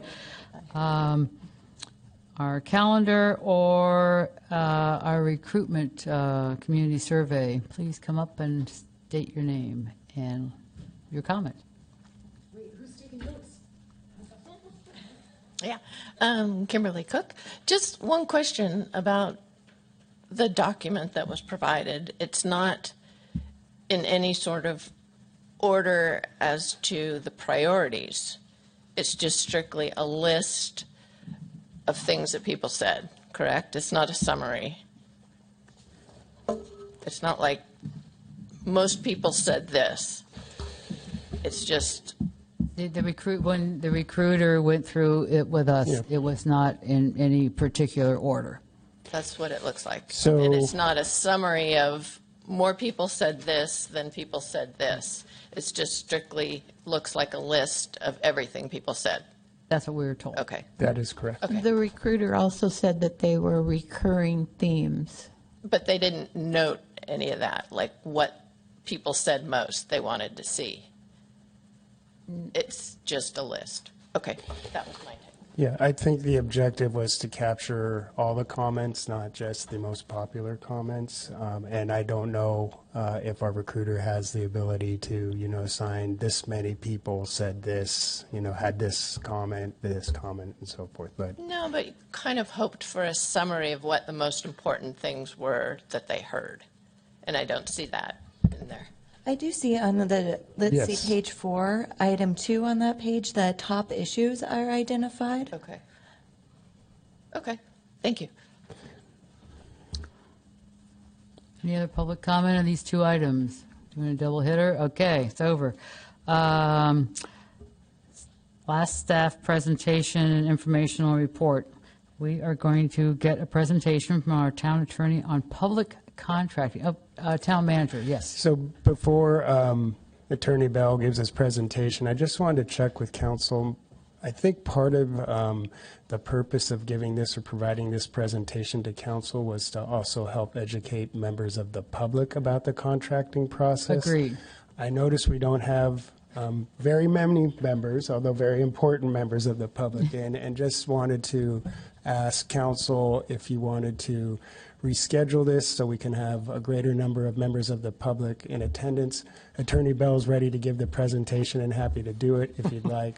But knowing that, part of this was to help inform and educate the public about our contracting, I just throw that out there for your We consideration. almost put it on tried to do it at another meeting. So I'm fine if we do that, but somehow we need to move. It's where it lands on the agenda. So maybe if you can just remind me, and I could even bring it up the next time it's way down the agenda, maybe to move it up. Well, if you want to, so happy to continue. As the interim town manager said, I'm ready to go. We can do this. mindful that the next meeting is not for quite some time. Right, So it will right. be another, quite significant delay if we wait, so I'm ready to go. Right. If you continue this item, you could give direction to staff to make this a particular agenda item in the next meeting, like make Okay. sure this goes first or second. Right. If that's the direction. So whatever the council's pleasure is. Okay, Vice Mayor.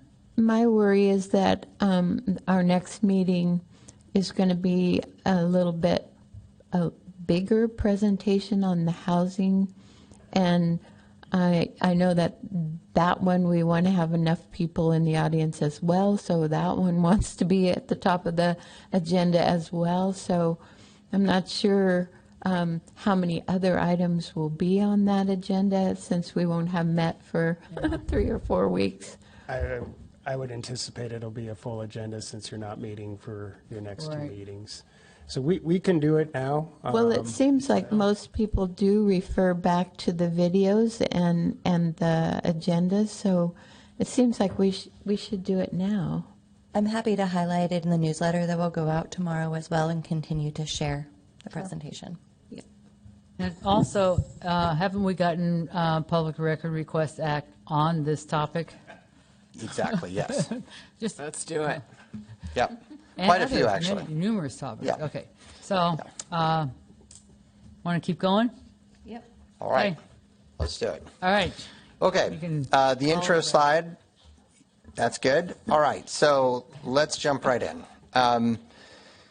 Public contracting is very different than private contracting. I think this is important to note as the very first thing in this presentation.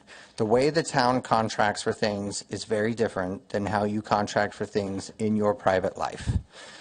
Folks who are not familiar with public contracting might be thinking about the types of contracts that they enter into and how they do it, and applying those same concepts to what the town does for the town's contracts.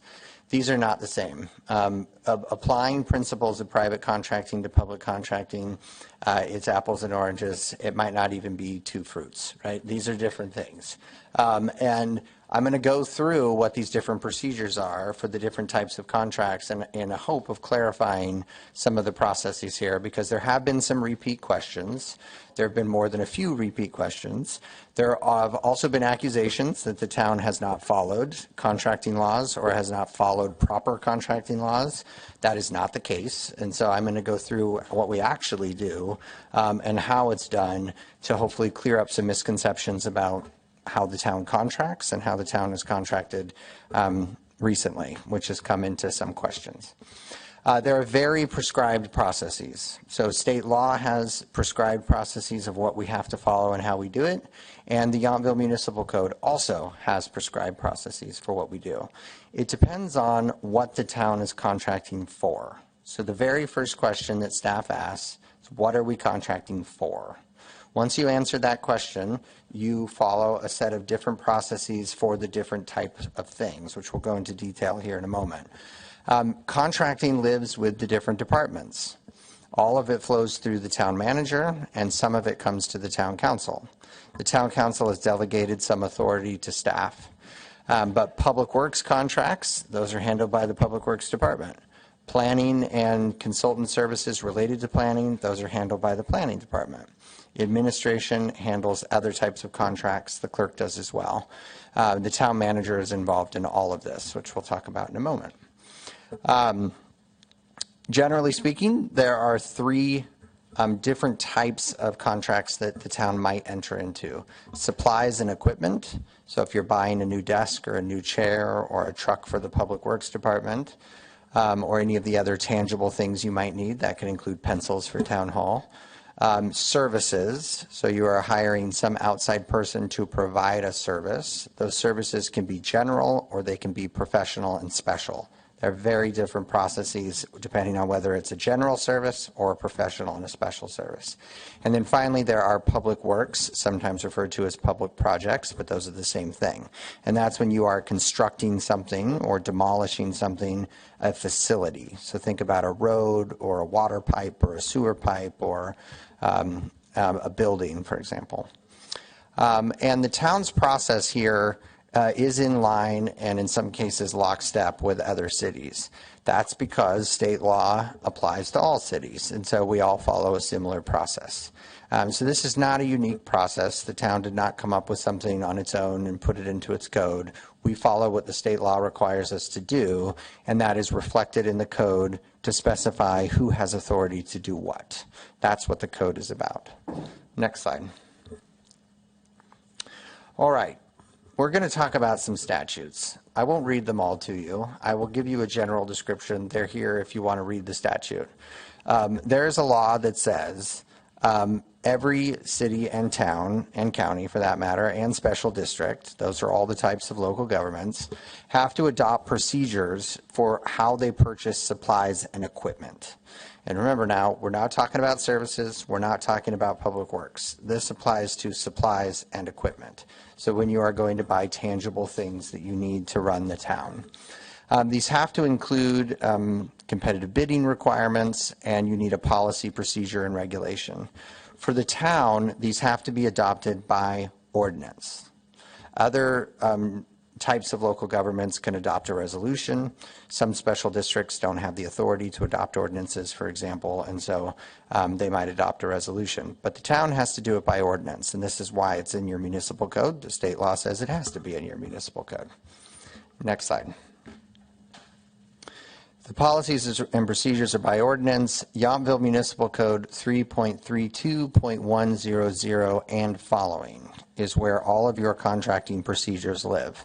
If anybody's interested in looking what the town does, go and look in the municipal code. Those sections lay it out. So what is a supply? Office supplies, janitorial, materials, goods, tools, other commodities used for the conduct of the town's business.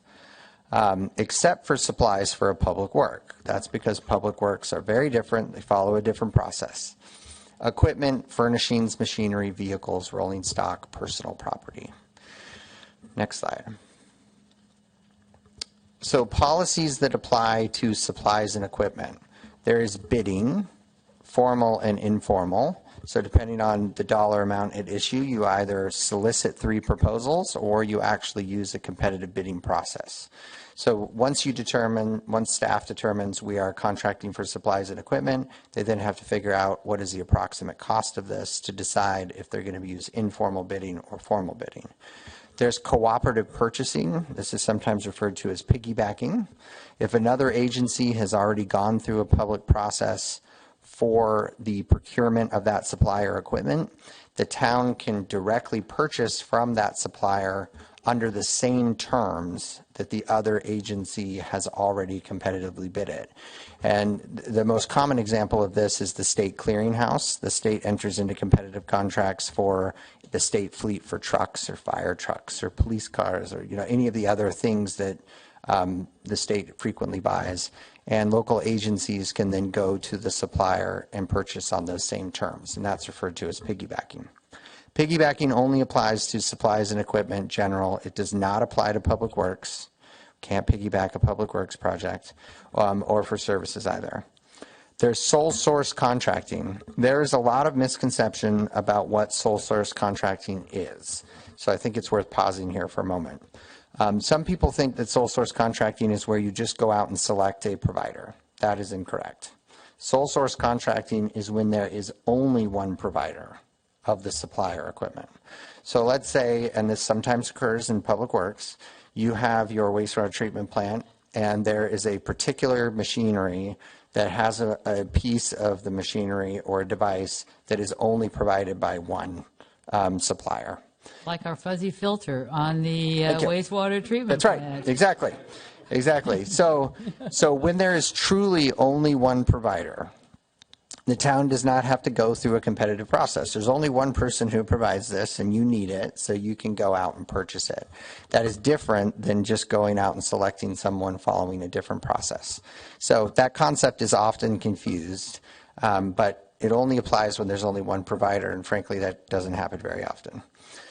Emergency contracting, the town, in the case of an emergency, can go out and contract. So if something, a sudden unexpected occurrence, pipe bursts or something, a true emergency that threatens public health, you can go out and contract. The town manager approves contracts up to and including $45,000. The town council approves contracts and amendments above that amount. And that's going to be true for other types of services too. Yep, go ahead. Just really quick, so on the bidding, formal and informal, because this came up once before when I asked about going out to get different options. Mm-hmm. Could you just describe when it's allowed to be informal and when it's supposed to be formal? Is that, I probably should have read the ordinance, but I haven't. Is that a policy thing or a ordinance thing? And how does that work? It's an ordinance thing. And purchases of supplies, equipment, and general services greater than $5,000, but not exceeding 25 is made by purchase order. And then amounts above 5 to 10 are bids and quotes, and then 10 to 25 under certain circumstances as well need to go through informal. So it looks like informal is up to 25,000. So over that would require, if somebody wanted to look at the file, there would be quotes in there or different proposals. Yes, unless another procedure or exception applied, yes. And then formal bidding is for anything over 45,000. And that's just for supplies and equipment here. Yeah, so when we're talking about services, that's special service. That's a whole different process, which we'll get to in a moment. Next slide, please.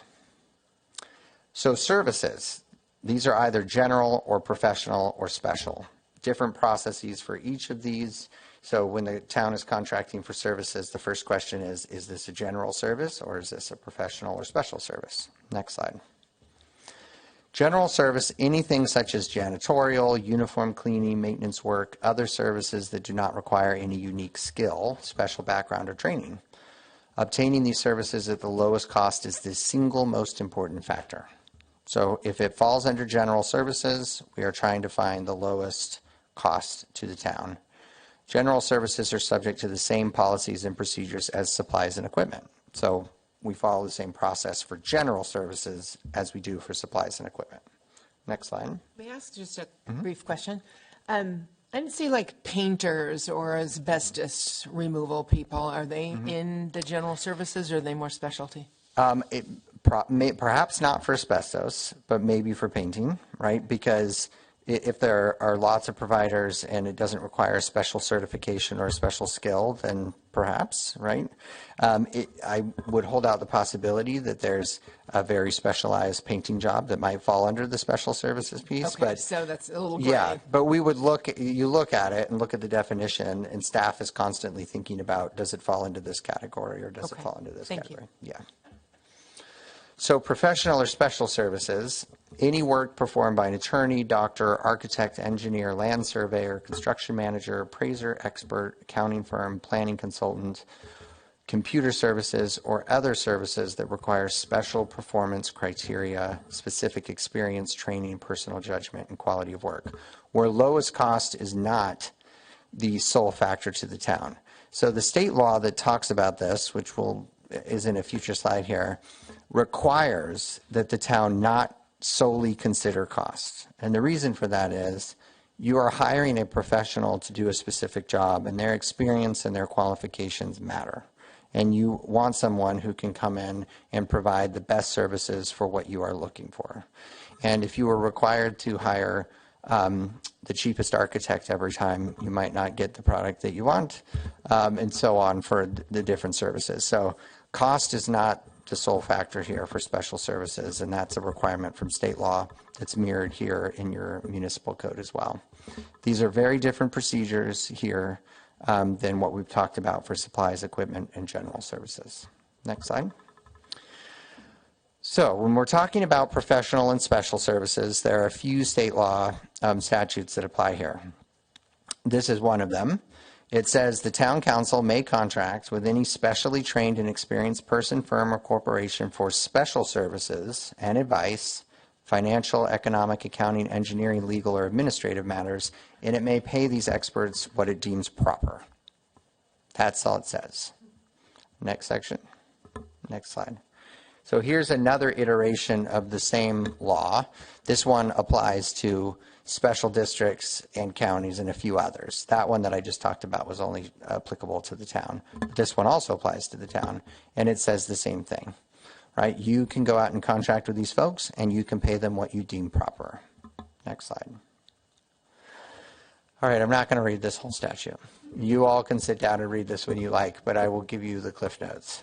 The font is getting smaller. Yeah, well, I had to fit the whole thing on one slide, and so I was, but I promise there aren't any more at this size. So this is referring to professional and special services for architects, landscape architects, engineering, environmental, land surveying, construction project management firms. So think about the recent contracts that involved a construction project management firm. There were some under contract over the last year or so. Certainly architects were hired recently, and there have been questions about those. These are the rules that we're following here, right? You have to go out and consider their qualifications, their past history, their correct fit for the project that you're hiring, and cost is not the sole factor, right? You should consider cost, and the town does go out and consider cost. But the state law and the municipal code do not require that you select the lowest bidder like you have to in other circumstances. And there's reason for that. For I mentioned, you want someone who's going to be a good fit and will do a good job for you, and not necessarily based on the price piece of that. You do have to prohibit practices which might result in unlawful activity, including but not limited to rebates, kickbacks, or other unlawful consideration. Bribery, of course, is a crime.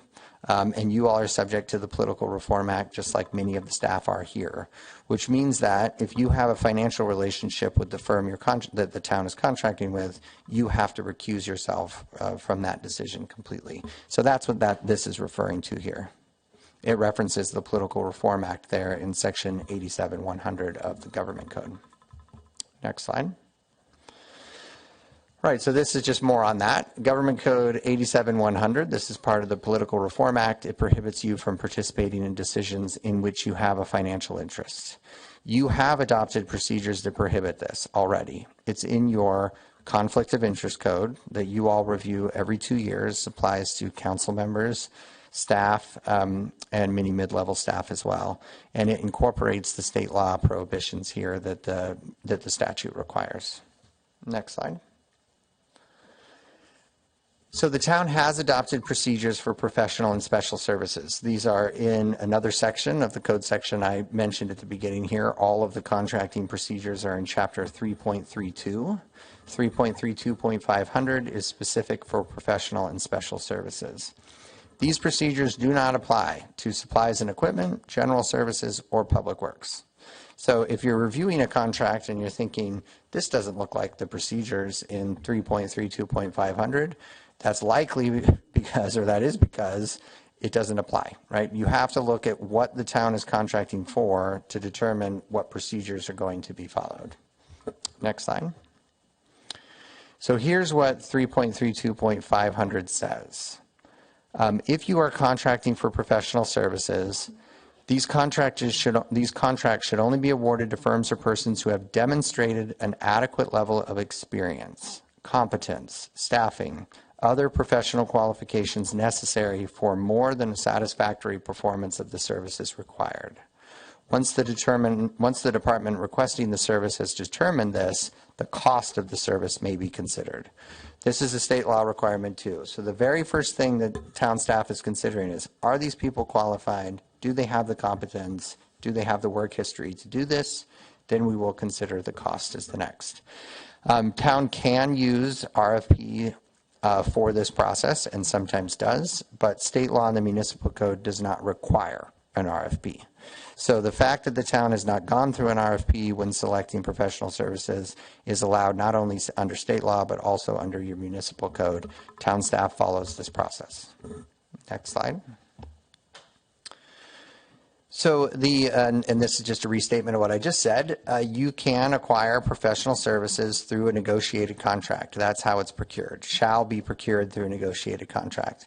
It can include an RFP or an RFQ, and staff sometimes does so. And if the council ever directed us to do so, we certainly would. They're not required to be competitively bid, let to the lowest bidder, or procured through use of an RFP or an RFQ. So when you hear, well, you contracted for professional services, but you didn't go out to bid and you didn't select the lowest bidder, that's because state law and the municipal code doesn't require that, and we have to factor in other considerations, which we've done. The town manager approves contracts up to and including $45,000, and the town council approves contracts above that amount. So when you're looking at your agendas here for your twice monthly meetings, you will see contracts in the first instance where the dollar amount is over $45,000. And if there is an existing contract where an amendment pushes it over that amount, that is also placed on your agenda for approval. And that's because that is the limit of what the town council has delegated to town staff. And so when we're always monitoring those dollar amounts, and if we get to that level, we come to you and place it on an agenda for your consideration. Next slide. Moving now to Public Works. This is our last category and a different type of contracting procedure altogether. The town is subject to the Uniform Public Construction Cost Accounting Act, which has a very long and somewhat unuseful acronym there. But that is the acronym for the act. It is a procedure in the Public Contract Code. So there is a entire state code. So when you're looking at state statutes, they're divided into codes, right? The government code, the civil code, the penal code, all of these codes contain laws that relate to those topics. There's an entire state code called the Public Contract Code, and it only relates to how public agencies contract, state agencies, local agencies, including the town. The default procedure in state law is that cities, which includes the town, of course, follow a very low prescribed process for bidding that would require that everything be competitively bid. The threshold is $5,000, and I'm not aware of any construction project that can be done for less than that, although John might correct me. So that would require competitively bidding for everything, right? The default procedure. So the town, like just about every other city and special district and county, many of them, I'm going to say almost every other, it's most of them, have adopted the Uniform Public Construction Cost Accounting Act. The law, once you become subject to it, provides a tiered solicitation competitive process. It allows up to $75,000 for purchase order or direct contracting, $75,000 to $220,000 as informal bidding, which we'll talk about in a moment, and then over $225,000 is competitive bidding. This is what's referred to as design, bid, build. So when you hear what's the difference between design, build, that's a separate process, and design, bid, build, traditional contracting for public works is design, bid, build. The reason for this is that it requires a separation of functions between the people who design a project and the people who build a project. This separation of functions was put in place to prevent some gamesmanship that might occur between people who design a project and also build the project. Design build is nevertheless allowed under very limited circumstances. You have to adopt a resolution, you have to become subject to your own conflict of interest code to prevent some of that, all of which the town did last year. And we spent a lot of time discussing that, so I won't go into more detail on that. But this is design, bid, build. It applies to quote-unquote public projects. And this is why public projects and public works are sometimes referred to interchangeably. The act here refers to public projects. So this applies to construction, reconstruction, erection, alteration, renovation, improvement, demolition, installation, and repair work involving any publicly owned, leased, or operated facility. So when the town is doing one of those things, including painting or repainting, we are following the state law, Uniform Public Construction Cost Accounting Act. Next slide. It does not apply to maintenance work. Maintenance work, routine, recurring, usual work for the preservation or protection of any publicly owned or operated facility, landscape maintenance, work performed to keep and operate a publicly owned water, power, or wastewater disposal systems, like what the town has, resurfacing of streets and highways, but it can be only up to 1 inch of resurfacing. If it's more than 1 inch, then we do have to go through the process. And then minor repainting, and minor repainting is something less than major repainting. These are the exceptions. So if we're dealing with maintenance work, we're still contracting, but it's going to be under general services, likely. That's the process we talked about earlier. And so we're still following a process. We're just not following the Uniform Public Construction Cost Accounting Act. And next slide. So there are 3 levels of procurement. I mentioned those briefly. There's restated here. Contracts of $75,000 or less, the town can go out and select a contractor. There's no competitive bidding. The town manager has been delegated that authority by the town council. Contracts of $220,000 or less, and I misquoted earlier, it's $220, not $225. This requires informal bidding, and it is approved by the town council. So to unpack informal bidding, every year the town publishes a solicitation in trade journals and also in the Napa Valley Register for contractors to be placed on the informal bid list. The informal bid list is then compiled with certain contractors that specialize in certain things. And that list is updated every year as the town goes through that process of updating it. So that is widely solicited. Contractors apply and they're put on the list. When the town has a contract of $220,000 or less, it sends out a bid solicitation to the folks on the informal bid list. So the folks who have been pre-qualified through that process, they are sent it. The town also sends it to anyone else who might be interested, not just people on the list, but it is sent to the list.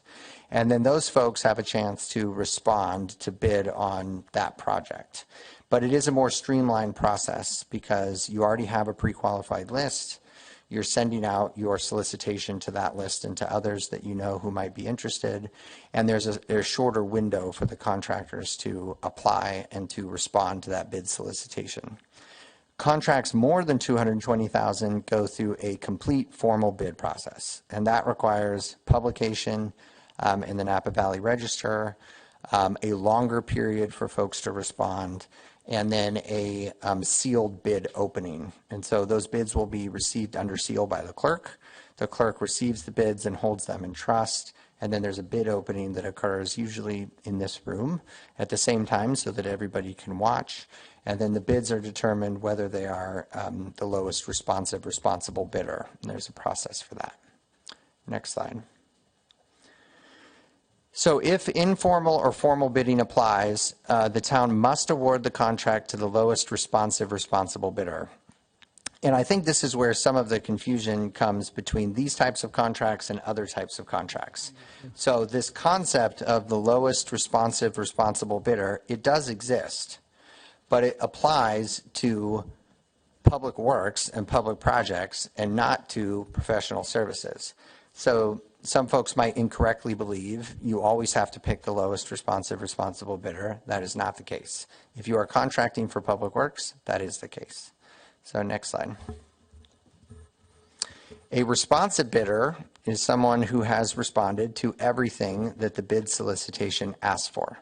And so John and Rosalba and their team, they put together a bid solicitation that will have very specific requirements. You have to submit all of this information, what your dollar bid is for each of these items, who all of your subcontractors are, et cetera, right? So if somebody submits a bid and leaves some of that information out, they're typically not responsive unless there's some exception in the law. Sometimes they can be disregarded, but often not. A bid can be responsive even if there's a discrepancy in the bid, as long as the discrepancy is inconsequential. So in other words, if somebody forgets to or miswrites the date, right, or omits some technical information, as long as that information doesn't go to affecting the amount of the bid, give the bidder an advantage, create a potential vehicle for favoritism, influence potential bidders, or affect the ability to make bid comparisons, it might be able to be waived. So if you get a non-responsive, staff will reach out and we will look at it and decide, is this something can be waived or is this person non-responsive? The purpose here is that, before these laws went into effect, there was a lot of cronyism and pay-to-play that was happening between public projects and contractors in the community. The purpose of this is to give all contractors a fair opportunity to bid, regardless of who they know and regardless of those contacts. So the town has to award it to the lowest responsible bidder when that bid is opened. And so it's to prevent some of the more unseemly things that used to occur. Next slide. A responsible bidder is someone who can perform the contract based on the bidder's trustworthiness, quality, fitness, capacity, and experience. These factors include performance history, financial information, bonding and insurance capacity, public works experience, personnel, litigation history, and professional licenses. So in other words, you might get a responsive bid, but then you find out that the contractor has a suspended license with the Contractor State Licensing Board, or doesn't have the financial ability to execute the bonds for the project, for example, right? And so that would go to responsibility, not to responsiveness. So we are looking at those two pieces every time we're contracting for a public works project. Next slide. So if no bids are received, and sometimes that does happen, the town will go out to bid and nobody responds, right? If that happens, the project can be performed by force account, where the town does it with its own forces. That doesn't happen very often in Yountville, but there are agencies that choose to do it with their own forces. Or you can go out and negotiate a contract to have the work completed. If after receiving bids, you determine that you can perform the work more economically on your own with your own forces, you can reject all the bids and adopt a resolution by a 4/5 vote declaring that. That doesn't happen very often, but it is a process that's available. Emergency contracting is also allowed for public works. It has to be sudden, unexpected, and affect health and safety. So think about like a water main burst, a sewer line has broken, an earthquake, a roof is collapsed and is about to fall and is a real hazard. It can't just be something that you haven't really planned for. And if you are aware of the possibility of this happening over time, then it's not sudden and unexpected. So this is not a way to get around the contracting procedures. It's a way to ensure that the community is safe when something dangerous happens. And so it's not used very often, but it is used occasionally. The town must comply with the Commission's Cost Accounting Policies and Procedures Manual. There is a Uniform Public Construction Cost Accounting Commission. The commission lives in the State Controller's office. That commission adopts a policy manual and also hears complaints and can suspend local agencies from using this law when you don't follow it correctly. And that commission does oversee all the agencies that are using this process. But they have a cost accounting policies and procedures manual that gives very specific detail on how things are accounted for and how you price things. For example, you might have a public works projects that has $120,000 in equipment and then $80,000 in services that pushes you just barely into the next bidding threshold. And some agencies will bid that informally, even though it's over the threshold and should have been bid formally, for example. So those types of things will go to the commission. But the Cost Accounting Policies and Procedures Manual goes into a lot of detail on how you account for that and how you follow those procedures. And so town follows that as well. Next slide. Gary, what is, when you say it can be performed by a force account, what is that? Town staff. I Yep. was wondering. Okay. Yeah, that's the term used in state law, but it's town staff. So you can go out and do it. Why? Yeah. Why? Well, as long as they want to work it. Yeah. Why would we, in some case, well, not to belabor it, but why would we not have started with that in-house before going out to bid? Well, so this law says you have to go through this bid process before you can do that. Wow. If it's within these dollar amounts, right? So if you are within up to and including $75,000, you can always do it by force account. You can just go and have your town staff go and do it. If it's 75 to 220 or above 220, the town has to go through this bid process, and then at the end of it conclude we can still do it cheaper. Basically, we can do it for less. Force you to spend right. money. Yeah, so the policy of the state is to require you to look at all these bids first for those dollar amounts to make sure. are we sure that we can do this in a more cost-effective way? So it does require more process and contracts. But yes, you can still do it on your own, but you have to go through the bid process first before you can get to that point. Yeah. Next slide. So there are different types of procurement for public works out there. So what I just told you about for public works under that act, that's the general default that the town follows. But there are alternatives in state law. Those alternatives include design build, something I think we're all quite familiar with here. The state has limited design build to projects over $1 million. So they want to make sure you're only using it for a larger project. You have to adopt a resolution, and you also have to adopt a conflict of interest policy, all of which the town did last year for its proposed use of design build. That resolution remains in effect, so you could continue to use design build if you were to follow everything in that resolution. Design build, as the town was using it last year, requires that the town come up with a set of preliminary plans. So that is why the town hired an architect to come up with a set of preliminary plans, and that was Kelly Morgan who came up with those. Those preliminary plans are then used in the design build process, and the design build entity is a single entity that finishes the design and constructs the project. But they finish the design that was done by the preliminary designers. That is exactly how design build is designed to work. The town contracts for preliminary designs, and then those preliminary designs are finished, and the project is constructed by a single company. There are strict procedures that have to be followed. The town followed all of those for design build. Progressive design build, which is another type of design build, is a slightly different process. Progressive design build is where you bring the design build entity on at the very beginning without doing a set of preliminary plans. And under progressive design build, that design build entity works with the town throughout the process to do the entire design and build it. One of the downsides, I suppose, to use that phrase with progressive design build, is that the cost is even more uncertain. Right, so the downside and why some agencies don't use progressive design build is how do you enter into a contract at the get-go when you don't know, you don't have any design, right?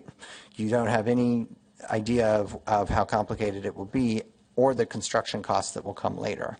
But progressive design build is used by some entities, and it is another process that's available, although town chose design build last year, but there is progressive design build, so I just want to mention that. That if you had already done a project very similar, it seems like maybe you're bringing in people that could be that already have a full understanding of what was built next door and that's right. Maybe built the project themselves.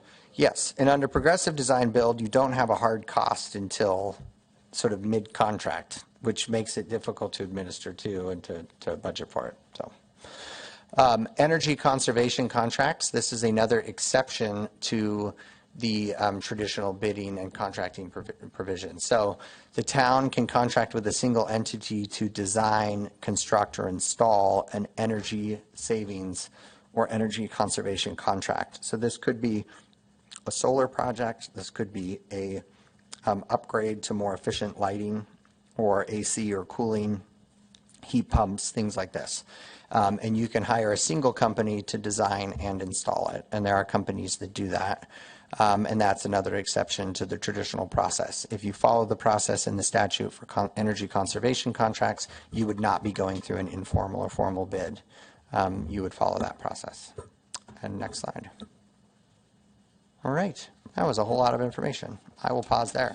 If you have any questions, I think it's very, very valuable information. And because, some of the comments, I've heard too from, the public when I can't describe it in the detail you did, but, I certainly know there's different categories here. And they say, well, you should still, go out for bid anyway. It's just a good process. But it isn't really a good process necessarily. It's not like, oh, you can skip some steps because the law says you can. It's sometimes going out for the lowest bid isn't, necessarily the best for your particular project. So I think those things are difficult and to go through this, and it's really great that you have to sign off on all these contracts, right? So you are, the buck stops with you. Like, did they go through the right procedure, and was it followed? Yeah, I should note that. So the process is town staff will often consult before they start a process. So we'll talk about it at the beginning. And then once a provider is selected, there is a set of form contracts. I update those form contracts once a year, much to the chagrin of staff, but I do update them once a year.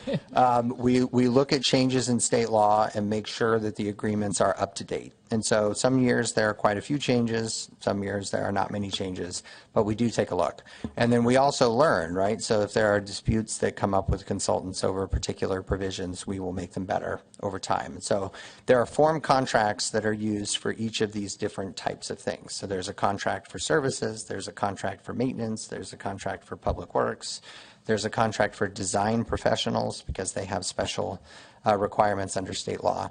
Those contracts then are routed for signature. I sign it, town manager signs it, clerk also looks at it, the department head looks at it, and then it goes through that whole process. And yes, we absolutely inquire about the process, and if it's a service that should have been categorized differently, we do use the different contract and we restart and go through a different process. And I know Public Works could give you an earful about our feedback on that if you ever asked them.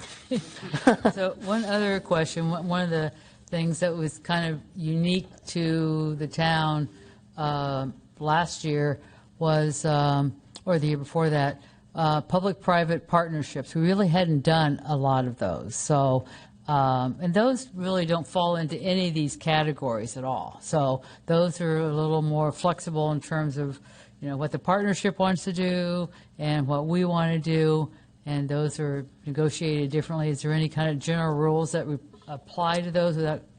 Well, yeah, I'll speak generally. So those take on a few different forms. It can often be about funding. It can sometimes be about the town owning a parcel and being the owner and wanting to bring in a private person to fund it in whole or in part, or to build it in whole or in part. So if the town is providing land or providing funding but not undertaking the project itself, we wouldn't be following this process, right? You could enter into a contract that says town will contribute X amount of money in this land and private folks will come in and build, right? So we wouldn't be dealing with these types of contracting because the private entity would be the one doing the building, not the town.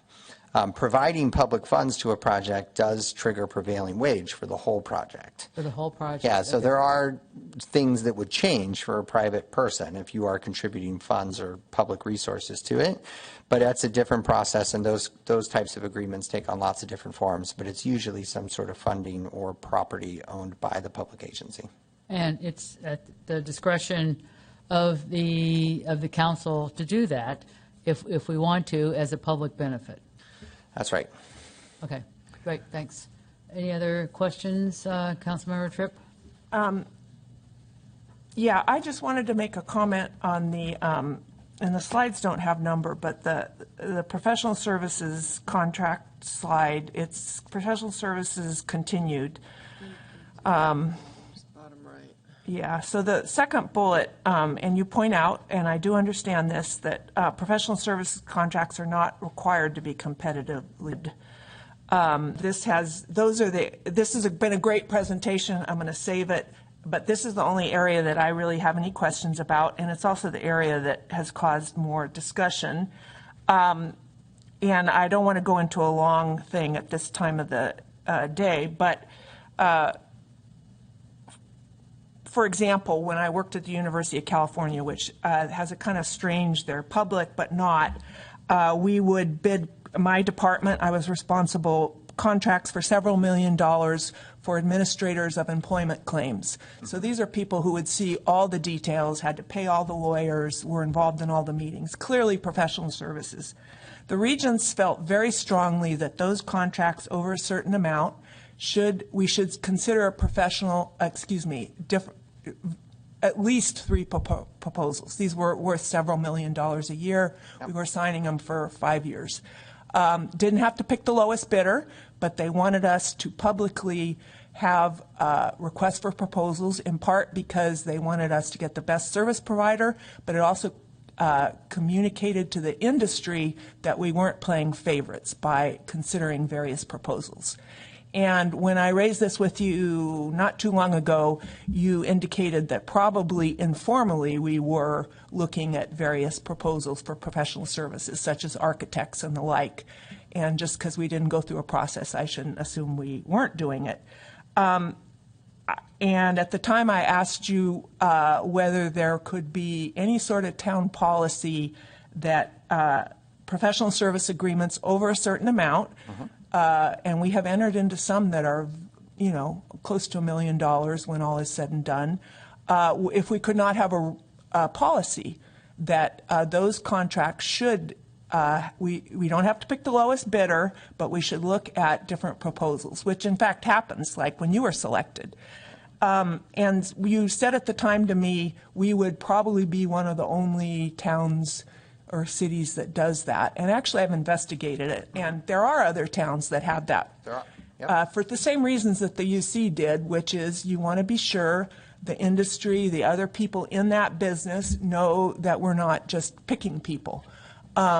So I just want to ask you again, could we have a policy that a professional services agreement over $250,000, over $100,000 would require not the lowest bidder, but a review of competing proposals? Could we not have that policy? Of course, yeah. The only restriction on use of that or non-use of that is in your municipal code, and this council can always amend the municipal code. So or could we? Oh, we'd have to do it via the municipal code. Yes. Okay. So you would need to adopt an ordinance that changes how the town contracts for professional services, but that is within the discretion of the council.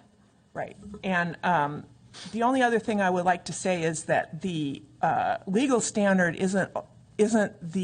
it is the bottom of where we can go, but not necessarily the top in terms of due diligence. And I just, not to beat the dead horse, but when we approved in June, and this is all on tape, last June, a group of contracts that was over $2 million, we did not have complete information at the time.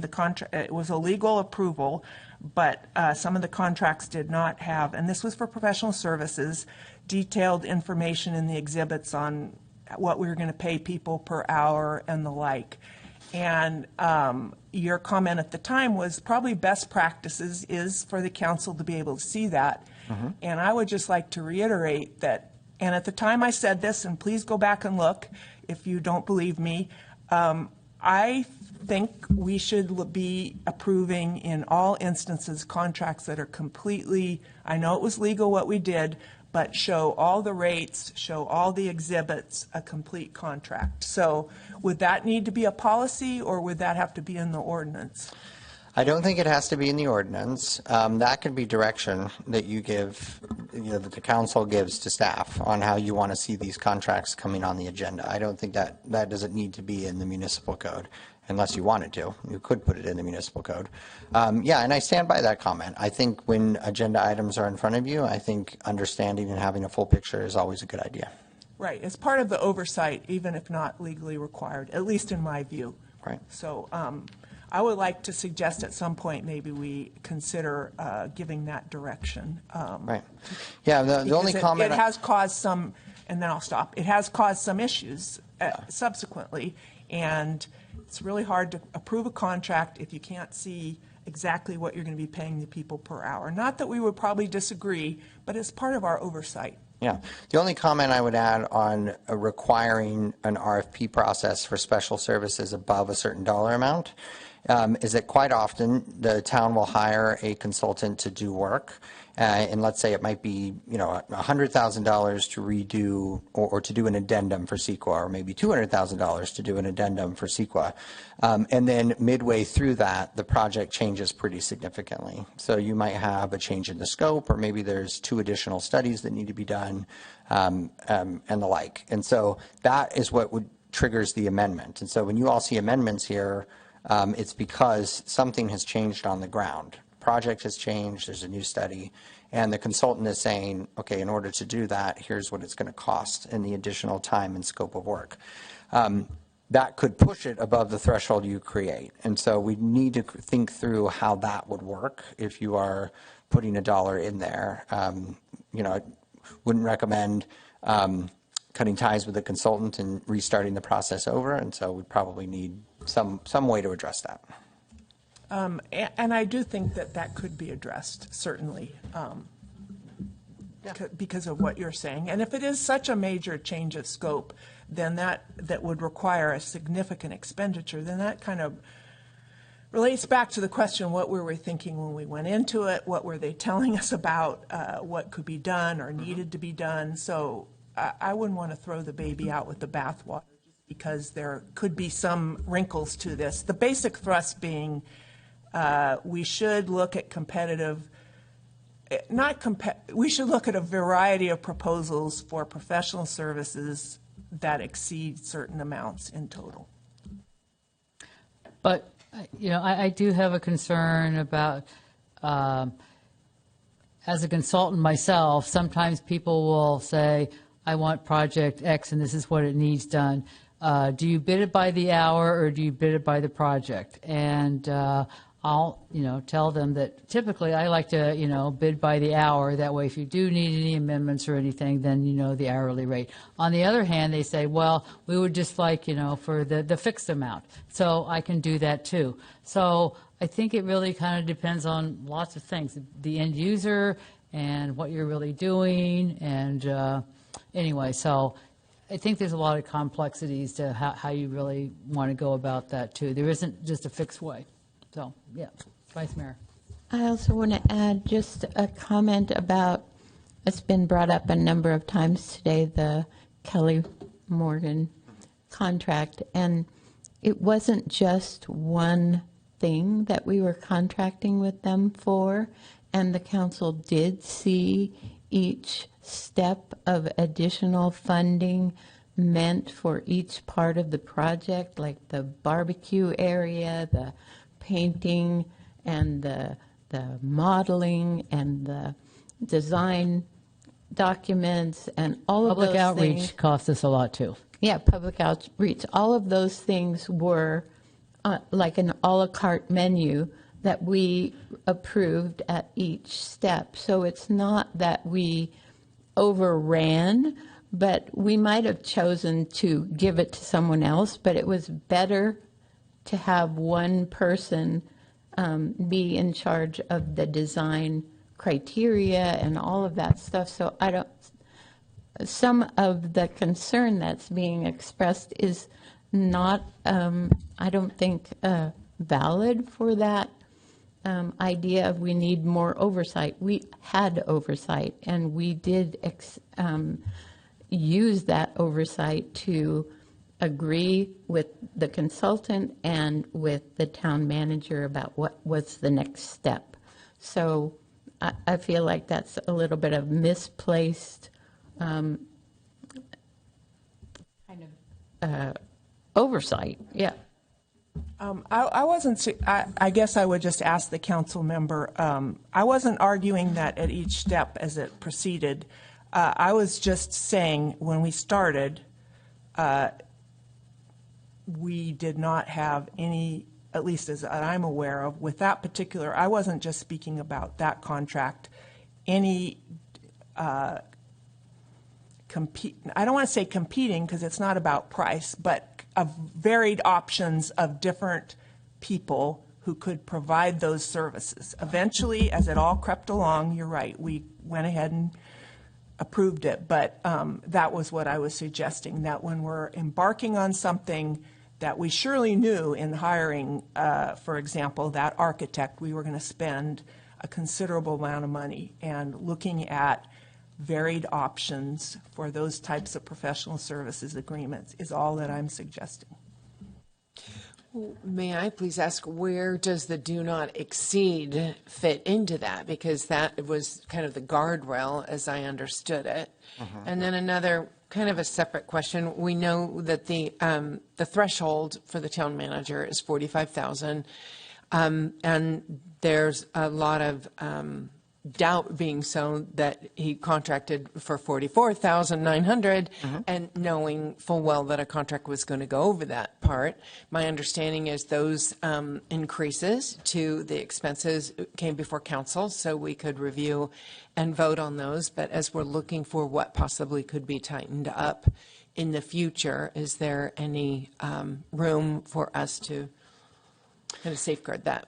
Yeah, well, my high-level comment is it's not a violation of the law to follow the law. So if the town manager is contracting within his delegated authority, that's allowed. He's been delegated that authority. So I don't think there's anything improper about contracting within what the municipal code says he can contract within. Entering into those contracts, it can sometimes be a matter of expediency. It can sometimes be because there's a change of scope that's coming, right? So, for example, the town might need those services this week, but you council members will only meet twice a month, right? So there might be reasons why the town manager needs to contract quickly within that contract authority. And then if it does go over, it always comes to you all, of course. So that process was followed for all of these contracts. Thank you for pointing that out. Yeah. Okay. And then the do not exceed was the kind of the end picture of where these contracts that maybe we didn't get to see the hourly rates and all the details that all of us wanted, but the do not exceed was still within the budget. Yes. Yeah. Yeah, I should note that there's a separate question here, which is, did the town council budget for these things, right? Yeah. And so there's a budget document that includes appropriations for each department and funding. And so that is, Celia's always tracking that, and her team, Celia and Kyle, and they're walking through that, making sure that that's being done. And if needed, they will come with a budget adjustment. And that's why sometimes when contracts come to you, it's not only approval of the contract, but also a budget adjustment at the same time. If there's no budget adjustment, it's because it's already been approved and budgeted for. On the not to exceed amount, every contract has a not to exceed amount, every one of them. And that is the maximum unless and until there is an amendment to it. Okay. And so the contractor can't go over that amount that's in there. It just they won't be paid if they go over that without an amendment. Thank you. Public comment? Okay, good. We've got some takers. All right. Come on up, Alan. Yeah, I only needed to stand up. Alan Tencher. Thank you for this really informative discussion, and thank you for a job well done. I think I understand the process a lot better. I don't know if I really can offer a lot of insight into when you hire somebody, whether you should look at 3 of them and whether that really helps or not. Maybe not. But I think the important thing is that we have procedures, and if you all collectively feel that we should amend our procedures, then perhaps you consider that. But more importantly to me, you struggled here with whether to actually even have this discussion tonight, and I know it cost you probably sleep later on, but it was noticed. It was noticed, and I think that's all that really needs to be said. We all make decisions on how we spend our time, and we chose to spend it here completing this important task. So thank you for persevering and making sure that this is now part of the public record. So thank you. Right. Thank you, Alan. Ashley, please. Short, Ashley Tencher. In my work with NVTA, they are also discretionary authorities on spending limits, and they're reported with periodicity back. So I just propose maybe the public, do we have a reporting way of seeing what the town manager approves up to 45K on a quarterly basis? Perhaps Celia's already doing this, but if it were shortlisted, it also might just really help the transparency issue. If we could just sort of see it, maybe in a consent calendar, just listed, we see what it was. Because I heard the ED of NVTA just comment on that. accountable for my choices of my discretionary authority. And that's actually exactly what's going on here. And maybe the public would just like some reassurance in that. Thank you. That's a good suggestion. Thank you very much for that.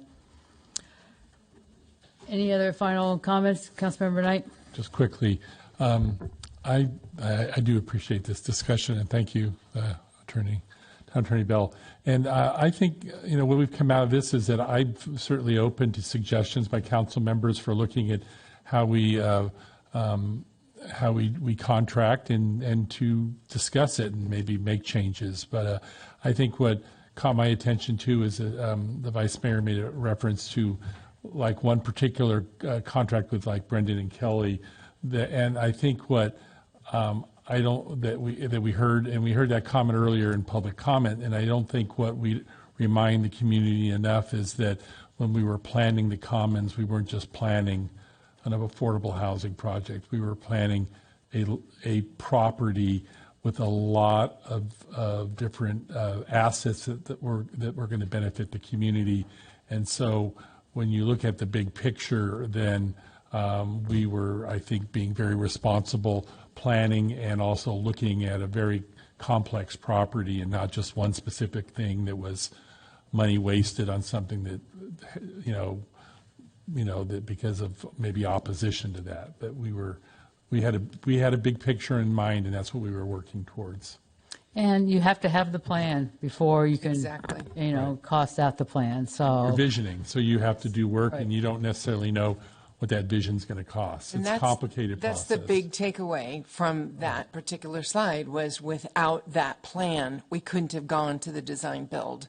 So the misunderstanding that we just threw that money away for no reason because we didn't know where we were going is not actually correct. But the vision is that it was a much bigger project. It was Right. not just, it was a park and public uses and things that we're going to, that we hope and maybe hope in the future will benefit the community for years and years and years, way after we're gone. So, Yeah. all right. Thank you. You're welcome. Any council external meeting reports? Seeing none, motion to adjourn to our next meeting at 3 p.m. on September the 15th. I will make the motion. I'll second. Okay, we have a motion and a second. All in favor, say aye. Okay. Thank you, everybody, very much for coming. Thank you, Dan, back there.